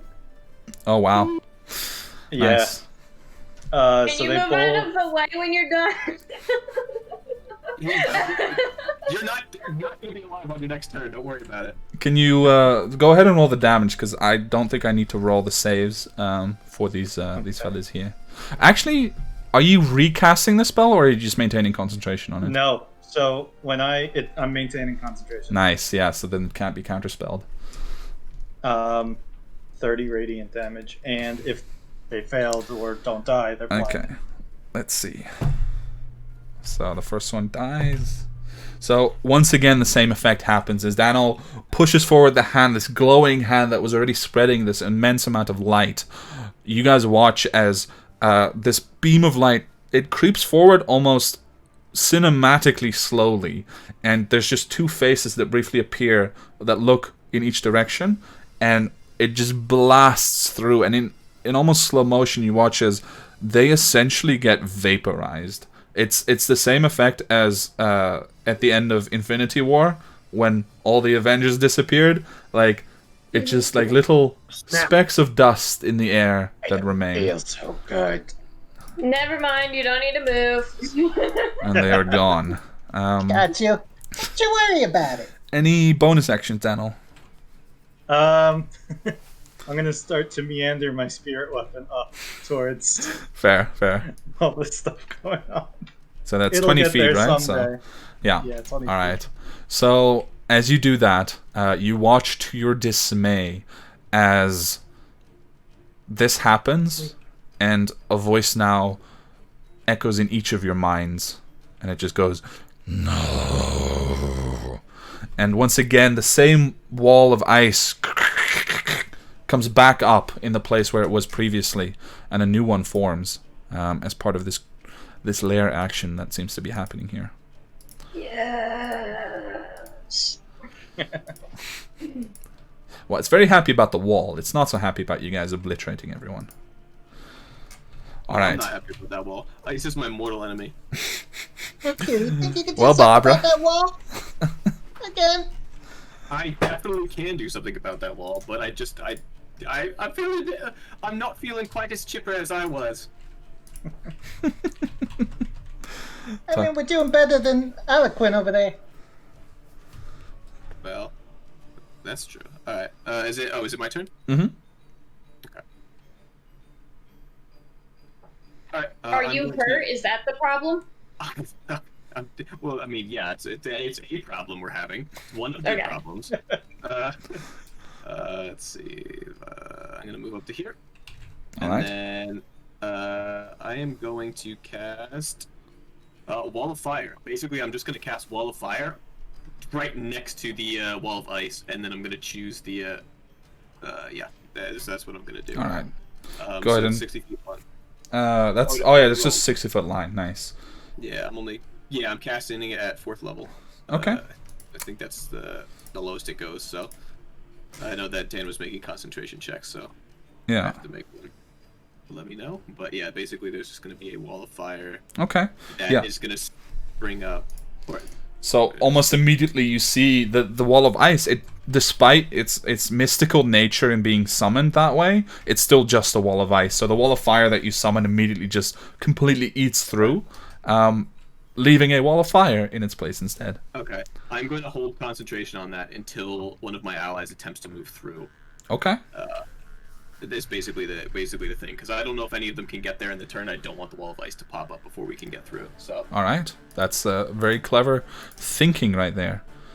All right. Don't worry, I'll get there. I got a solid 15 movement. All right. In that case, we come to the one that you haven't seen yet. Isn't that fun? God damn it. Yay. It is going to. Done that. Well, no, rather it's there's a brief puff. I don't have any way to see it, so. There's a brief puff of on the ground, Barbara, that you especially notice, and it's going to cast a spell from here. So let's see. Oh, that works. It's going to cast the Cone of Cold on the three of you. So, that is going to be a DC 20 Constitution saving throw, please. All it does is cold damage, right? Mm-hmm. I'm immune to cold, so. There you go. I passed. It's not gonna matter. So, and that immunity is from your shield, right? Yeah. So it's just in that moment, instinctively, you raise the shield, and rather than just blocking only what comes against it, it creates a field around you where all the ice just breaks off. And by the time that you move it away, there's actually like a small icy dome around you that's formed, where it just wasn't able to hit you. Never mind, that's not going to be useful. I should have read that. Alright, you said a Constitution save? Yeah. Barbara? I failed. Did you delete yourself? Oh my god. And that's how Every time. You're not dead yet. Don't worry. Every time. And I failed. There you go, Beluga. You don't have to be too jealous.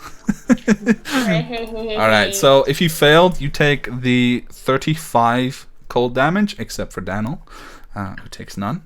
And if you succeed, you take 17 points of cold damage. One. I look very, very, very, very. Good to know. I could not hear him at all. He's very, very. I can hear you, yeah, but when your voice goes up, your volume actually goes down. It's like you have a noise gate that's stopping you from talking. But yeah, we need those because we get loud. So I don't mind. But natural one for you, huh? So Barbara goes down or not? No. It's the save. I have very few hit points. If I had to count the amount of hit points I had on one hand, I wouldn't need more than half my fingers. Okay. Fair enough. So Barbara manages to actually resist the effect sufficiently to remain standing, but you watch as Barbara, essentially, you probably just put out a hand and you turned away, and you use some of your magic to channel some warmth to protect yourself, but nonetheless, there's just an icy sheet that's formed on your side, and you manage to break through it, but your skin is pale, you're cold, and you're close to passing out from the pain and the damage that you're taking. I rolled concentration. I rolled an 18 for a concentration nice. check. So the concentration, naturally, yeah. So it'll pass. So the wall of fire A stays up. shield like this one. Yeah. All right. So cool. I'm so cool. So following that, Lucia, it is your turn. I'm so cool. Weird coming from you. I'm cool. I'm so cool. What would you like to do, Lucia? Oh, my turn. Sorry. I don't know why I thought you were talking to Dan. You are Lucia, yeah. Yeah, Yes, sorry, I tried to stick with the character names. Here, and I am going to cast a 2nd level Cure Wounds on Barbara. Okay. So 2d8 plus 4. that right? Mm-hmm. Yes. 2d8 plus 0. 2d8 plus 4. So go ahead and roll that, whichever one of you wishes. She can roll it because it's her spell. Are you sure you don't want to roll it? I'm gonna roll it. Nope. That's 1 plus 2 plus 4 makes 7 for a second level spell. Big 7. Big heals. Unlucky. It is what it is. It's almost now- I mean, if we had a cleric or something that could heal me, that might be cool. Well, it has to be the cleric's turn first. So, how high is this wall up? 15 feet. 15 feet. Okay. And the fire's in the way. Alright. Cure wounds was an action. Alright, that seems like all I can do right now since I can't technically see up here. Okay. Is that all your movement as well? No, I think I got like 5 feet more. Ah, yeah. There. Yeah. Alright, cool. So Lucia comes up and summons a little bit of the natural powers that she commands in order to help Barbara stand a little more securely, but nonetheless, Barbara is in rough state at the moment. Alaquil, on your turn, when you start your turn, I would like you to make another wisdom saving throw, please.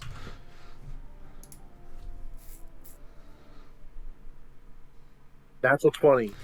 Okay, so in that moment you manage to steal your will and you pull back out of the force field and it releases you essentially, and it continues to swirl around them, but you're no longer trapped inside of it. You have also learned from that experience, and I'll give you that information in a whisper, and you can choose how to share that with the rest of the party. Also, I don't know if Alquil is paying enough attention. The wall of fire I've cast seems to be emanating heat on his side of the wall, not the other side. So if he gets too close, he'll take fire damage. But I don't know if he knows that it was put up. DM, I'm gonna send you a. Oh, you're still typing. Oh yeah, I was just gonna elaborate a bit, but.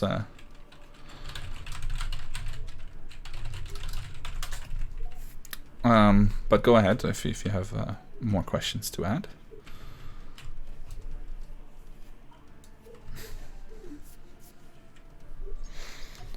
Whew. All right.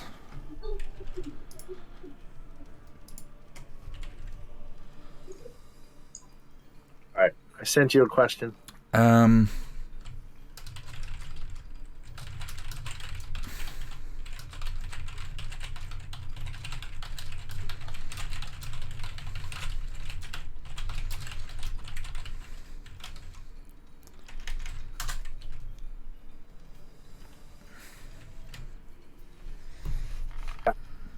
Got it. In that case,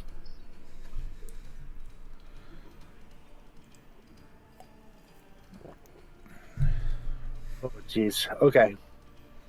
I am going to point at the heart. Okay. And I am going to use my second Mystic Arcanum to cast the spell Finger of Death. Oh. At the heart.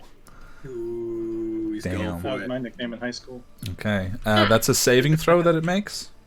The heart. The Constitution saving throw of 18. Okay. 1 second. I have to look The up finger of stat. Were we supposed to recover the heart, or Yeah. were we supposed to No, destroy we're it? supposed Or... to do recon. We're just supposed to find out what's going on. I believe. Yeah, we weren't supposed to get involved. Okay.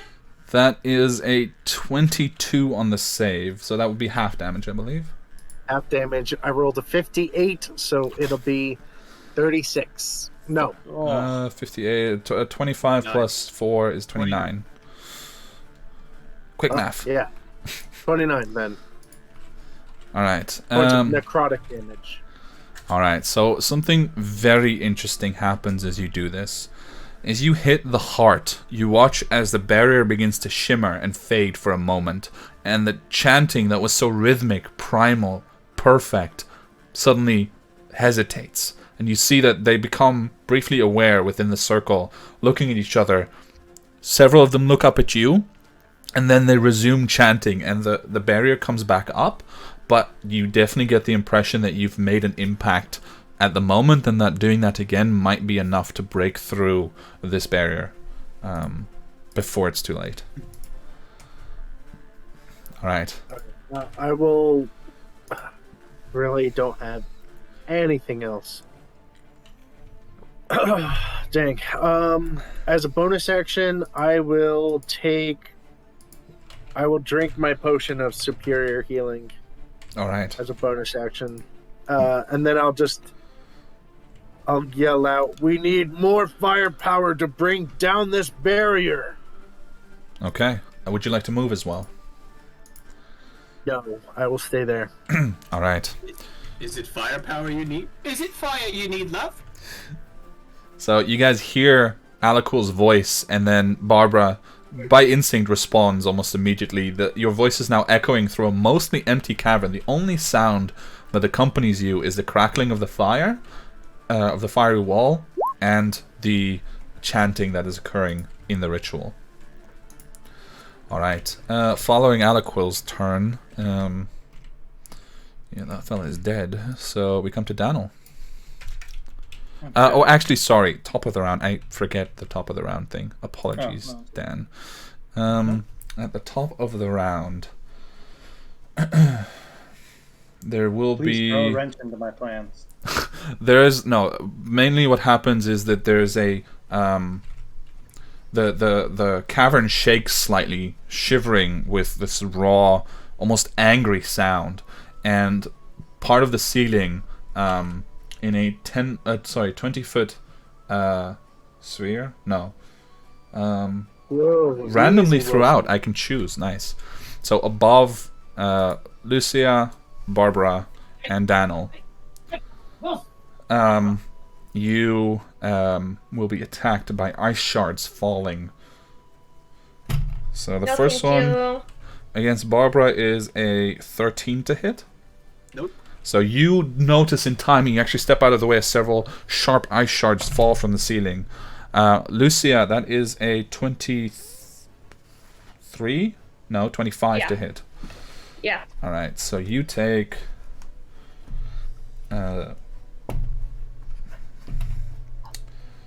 you take 9 points of piercing damage as you watch Barbara get out of the way. Maybe you even alert her to get out of the way, but that moment of reaction stops you from actually reacting as quickly, and several ice shards pierce or at least scrape off of the side of your armor and harm you, at least somewhat.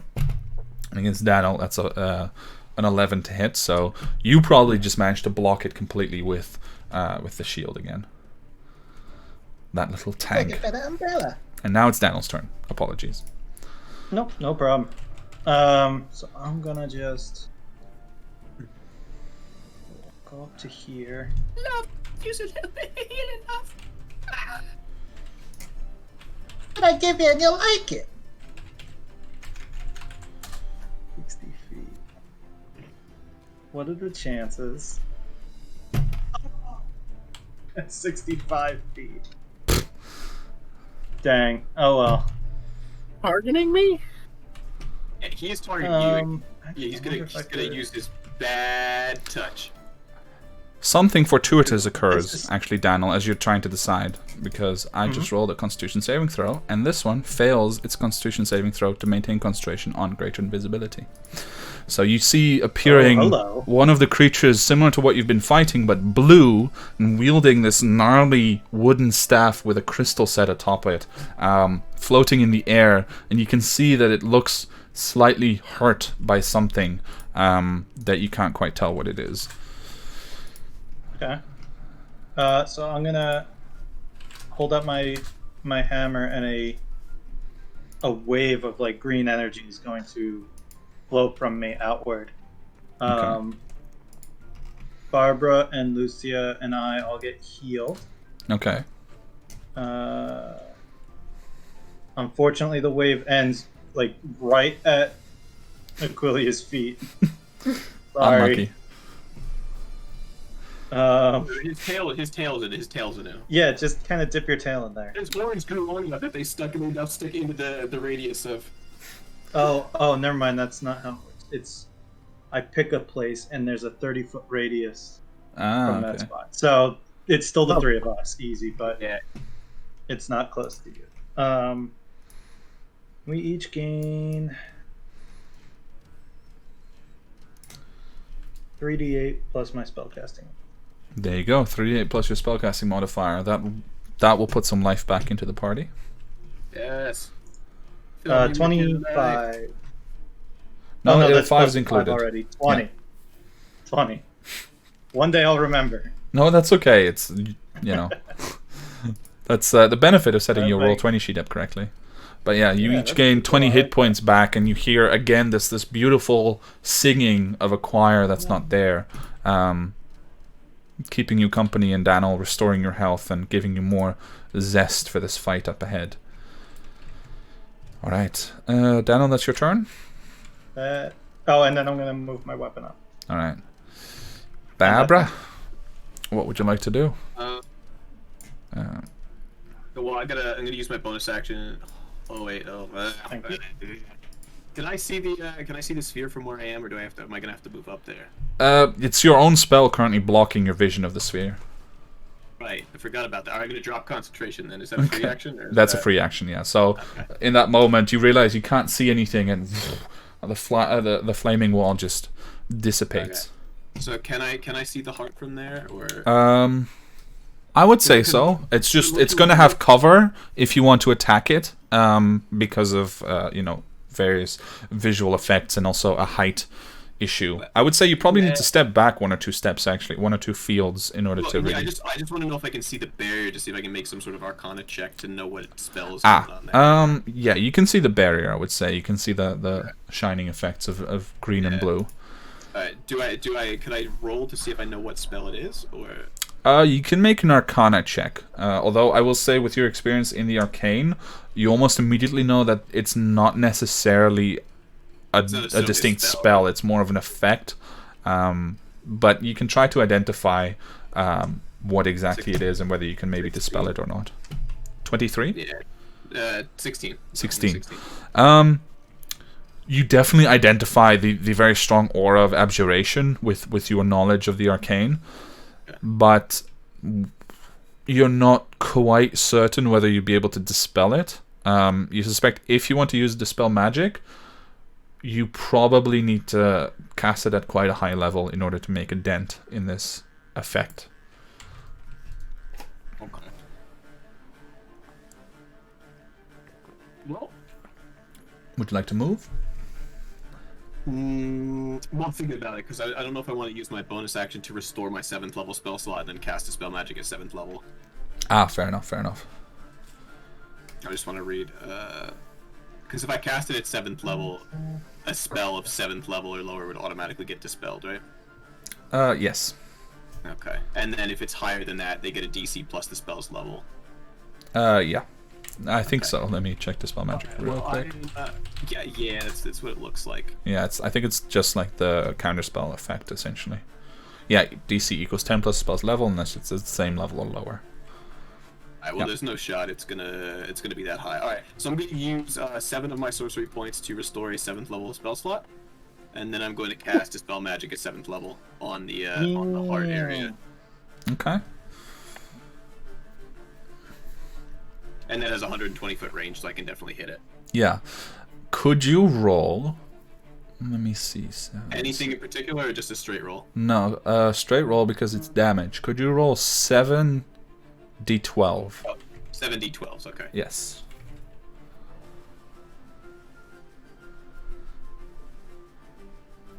$66.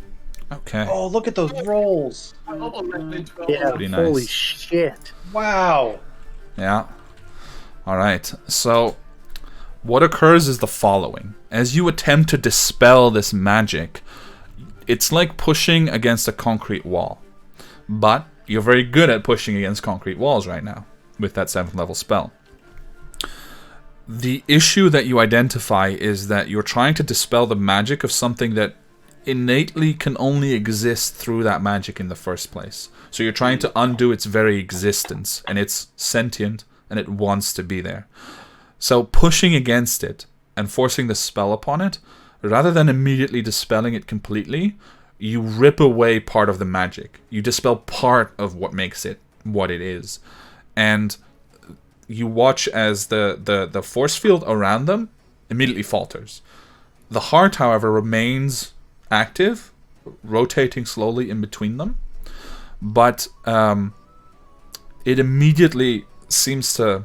The best way to describe it would be to lash out at all of them. And you watch as all of their faces just... The cheeks get pushed inwards, they age rapidly, and they just keel over, dead. There you go. That's a quintuple kill for Barbara. Good thing All-Kill was not in there anymore. Yeah, seriously. Well, you did shout out, we need more firepower. I don't know if I would have attacked it so forcefully if he didn't say to. Alright. Yeah, and then I'm going to move, I guess, 15 feet. I'll just pick a direction. I guess I'm going to creep a little bit closer towards the wall, like this way. Okay. I have to do something. Yeah. I will say at the same time, you saw that blue devil creature try to counter your spell. It just failed miserably. Alright, so you've moved closer. There is no counter to Barbara's Q special. Okay. Alright. After Barbara is actually the blue one. Alright, cool. Oh. So it will...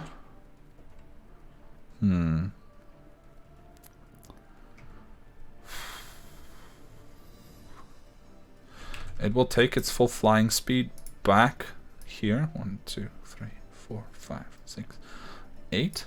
It flies straight up to the heart, past you, Aliquil, right between you and it, and it attempts to grab it. And do I get an attack of opportunity on it? no, because it lands right in front of you, between you and it. Actually, roll initiative. Let's see if you could potentially act right before it does. Okay. I will give you an attack of opportunity here because of the crucial moment here, and I know what is on your mind. Go ahead and make your attack of opportunity. Oof, that's only going to be a 14. Oh, no, that's my initiative. It's a 27 to hit. 27 hits. It's a little bit better. It'll be 14 bludgeoning and 5 necrotic. Okay. So as you crack it on the back, you kind of distort its focus on what it's trying to do because it's trying to cast a spell. And in that moment, it curses at you and it just grabs it and it tries to rip it free from the place where it seems to be almost magically held in place above this magical circle. And it will attempt, and it fails. So you watch as it grabs it and it rips and it just gets pulled back into place. And you just watch as it curses and the creature turns around to face you. The staff in hand, but you see it looks around. It's in dire straits, and whatever its plans were, it seems that you've managed to foil quite a large part of it right now. Alright, next up, Lucia. Alright, can you tell me if I can get just up to the top of this or not? I'm a little confused with... So it would be 30 feet of movement to get all the way to the top of this 15 feet high ledge. Oh, you're right. Alright, then I'll use just all of my movement to get there and get to the top. Or my double movement. Okay, yeah. Alright. And that is probably all I can do. So. Alright, so Lucia just comes rushing forward, bow over the shoulder, just climbing, jumping up on the ledge. I think you could go a bit further, right? Can I get a bonus action still from doing that, or no? Yeah, you have your bonus action. You haven't used it. You've just dashed, Lucia, action, and moved. Didn't she use 2 move actions? Well, yeah, but that would be I regular. used the Yeah, it's dash. only rogues who I used dash my as a bonus movement action. And the dash. She used her full action to dash and her movement to dash, or to move. Yeah. Yeah. Yeah. So bonus action's still there.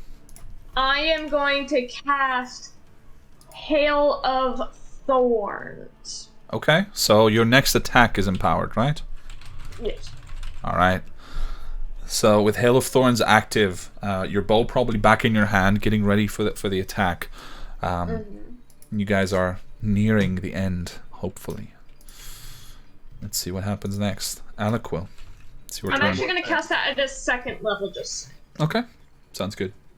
I said if Alex doesn't smash the heart on this next turn, I don't know.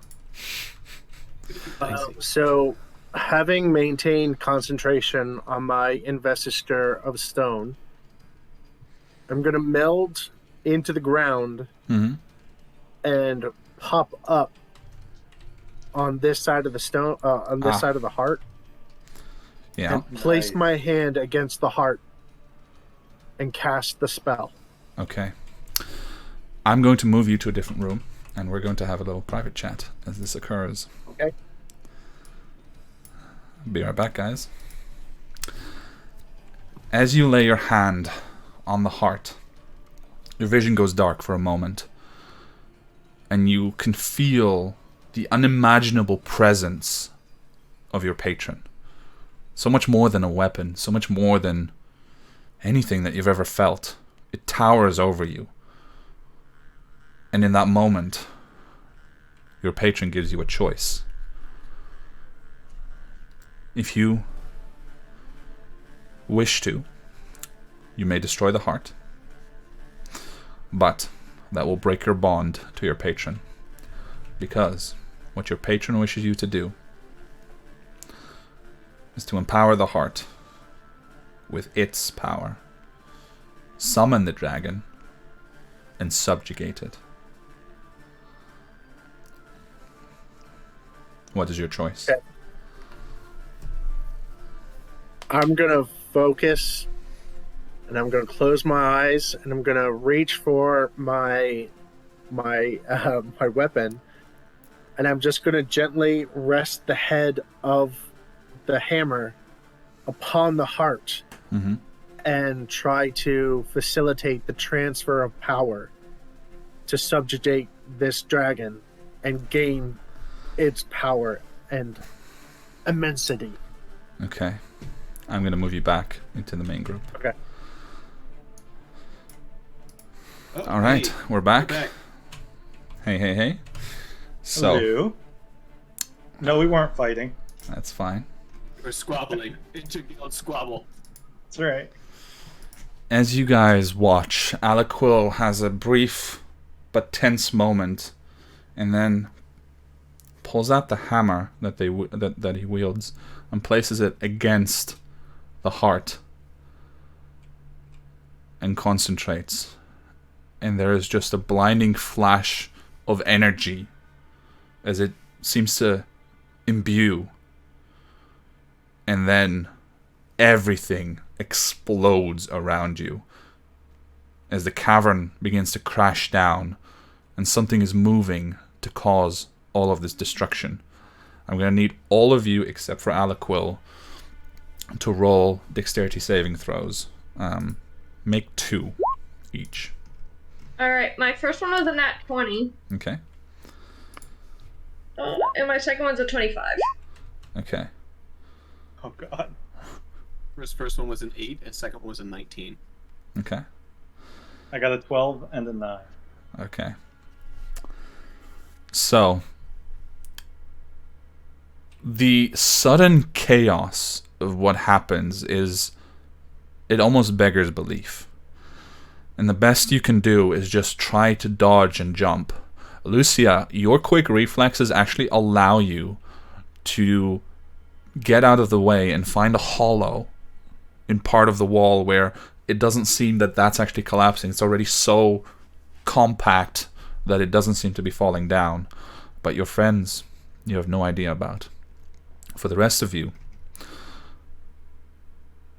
Barbara and Daniel, you watch as the entire cavern, stalactites start raining from the ceiling. You start running, dodging, ducking, until mere 10 seconds later, the entire cavern buries you beneath it. I'm gonna need you guys to start rolling death saving throws between the two of you. Okay. So let's go with Barbara first. First roll's a 4. There we go. Good fail. Good fail. Good Okay, so that's a start. fail. Let's go Daniel. That's a 15. success. Barbara. My God. Roll physical dice. Daniel. Oh no. Barbara. Oh no. Oh, so that. Daniel. Okay, Daniel again. Goodbye, world. Oh no. Okay. Oh, man. So- What was I just saying about my cleric being badass? I take it back. If So- only you Handle a let me mountain. do my piercing shot. There, go. You can do your piercing shot now. Alaquil, you are the only one protected, along with this individual that had been fighting you. As it watches what you did, you both become enveloped in a similar barrier, but it mainly just protects you from the falling debris. And you watch as nearby, through the crumbling rock, the dragon reconstitutes itself. And as it comes back to, and only its massive head, as large as a house, comes to rest near you, it rests it, and it waits. And immediately that creature next to you falls down to both knees and subjugates itself to you as well. The rumbling and the digging to get free will still take several hours. And Lucia, you, having hidden just in that small hollow, you manage to crawl your way out through tunnels that are being dug by this dragon on its way out. You end up standing in the ruined remains of these caverns. You climb to a slightly higher point, and you see Alaquil mounting the back of the dragon and rising up into the air, while nearby lie the bodies of Daniel and Barbara. And that's where we'll end it. Striding upon the back of this dragon, I throw my head back and I scream and I let loose my breath attack of blinding white frost energy and fly off in the distance to Yeah. reap my rewards. All right. Yeah, well, So- I twitch. So here's the fun part. As far as I'm concerned, though with effort, Lucia would be able to eventually manage to get help for the two fallen. I mean, you are high-level adventurers. It's not impossible. So that leaves 3 adventurers betrayed, while 1 has subjugated an ancient white dragon. And maybe that's fun stuff for the next time that we play. And I can track dragon, bitch! So, I hope you guys had fun. Here's the problem with one-offs. They're never one. Well, it's No, right? it's completed I'm not now, stopping right? this But here. I wanted to give you guys a little bit of a cliffhanger Can't that might lead stop to this more. here. And the thing is, this is in the main world of Tales of Adea, so this is going to directly impact what happens in my weekly game. Oh, that's cool. Yeah, Yeah, Oh, that's really Alaquil cool. is gonna live in infamy. yeah. Alaquil is She's quite gonna something. have to guest star on your show one day. Yeah, you can definitely do Man, I need that. to make another cleric. 5e clerics are so good. Yeah. Yeah, they are pretty powerful. Lucy's gonna save Barbara, and then Barbara's gonna come eat that stupid dragon. I'm gonna eat you. And I get advantage on survival checks to track a dragon. We could totally find this bitch. You know what? If we're gonna eat a dragon, I have the perfect character. Darius? Hey guys, but seriously, thank you so much for playing with me. I appreciate you guys Thank making you the so much time. for having us. No, thank you for having us. This was a blast. It was good. I'm was glad a you guys great had so much time. fun. I know that the end was for some slightly anticlimactic, but that's the way the dice fall sometimes. No, I actually prefer endings like this. I like the adds tension. Nice. I'm just sad that I have a 6th level spell that allows me to cloak myself in fire, and it was like had I rolled well enough, I'm sure it could have come into use, but you know. I'm happy. I'm happy with my performance. I think. Yeah, I think you guys did brilliantly, and also thank you guys for role playing so much. I know I was asking a lot here, but you guys were brilliant, and I hope we can do this again sometime. Great, yeah. Definitely. Oh, absolutely, I'm yeah. down. All right, And cool. I know we're planning on having you on our channel at some point, and I know things are a bit difficult with that, but we'll work something out one way or another. We will. All right, well, stream, thanks so much for hanging out with us. If you watch Thank part you, or guys. all of it, we appreciate you watching. so much. Go follow the Rollplayers Guild. You can see their links up here on the screen. Follow us as well if you're new to the channel, and we appreciate you so much, and we'll see you. I will be tomorrow on the Ruined Keep at 8 p.m. British time or 9 p.m. CEST or 3 p.m. 3 p.m. EST. EST. Yeah, so come and hang out with us then on twitch.tv/Ruined Keep. We Yes. have a great time, and hopefully we'll see you next time. Bye, everyone. Bye. Bye, everyone. Good night.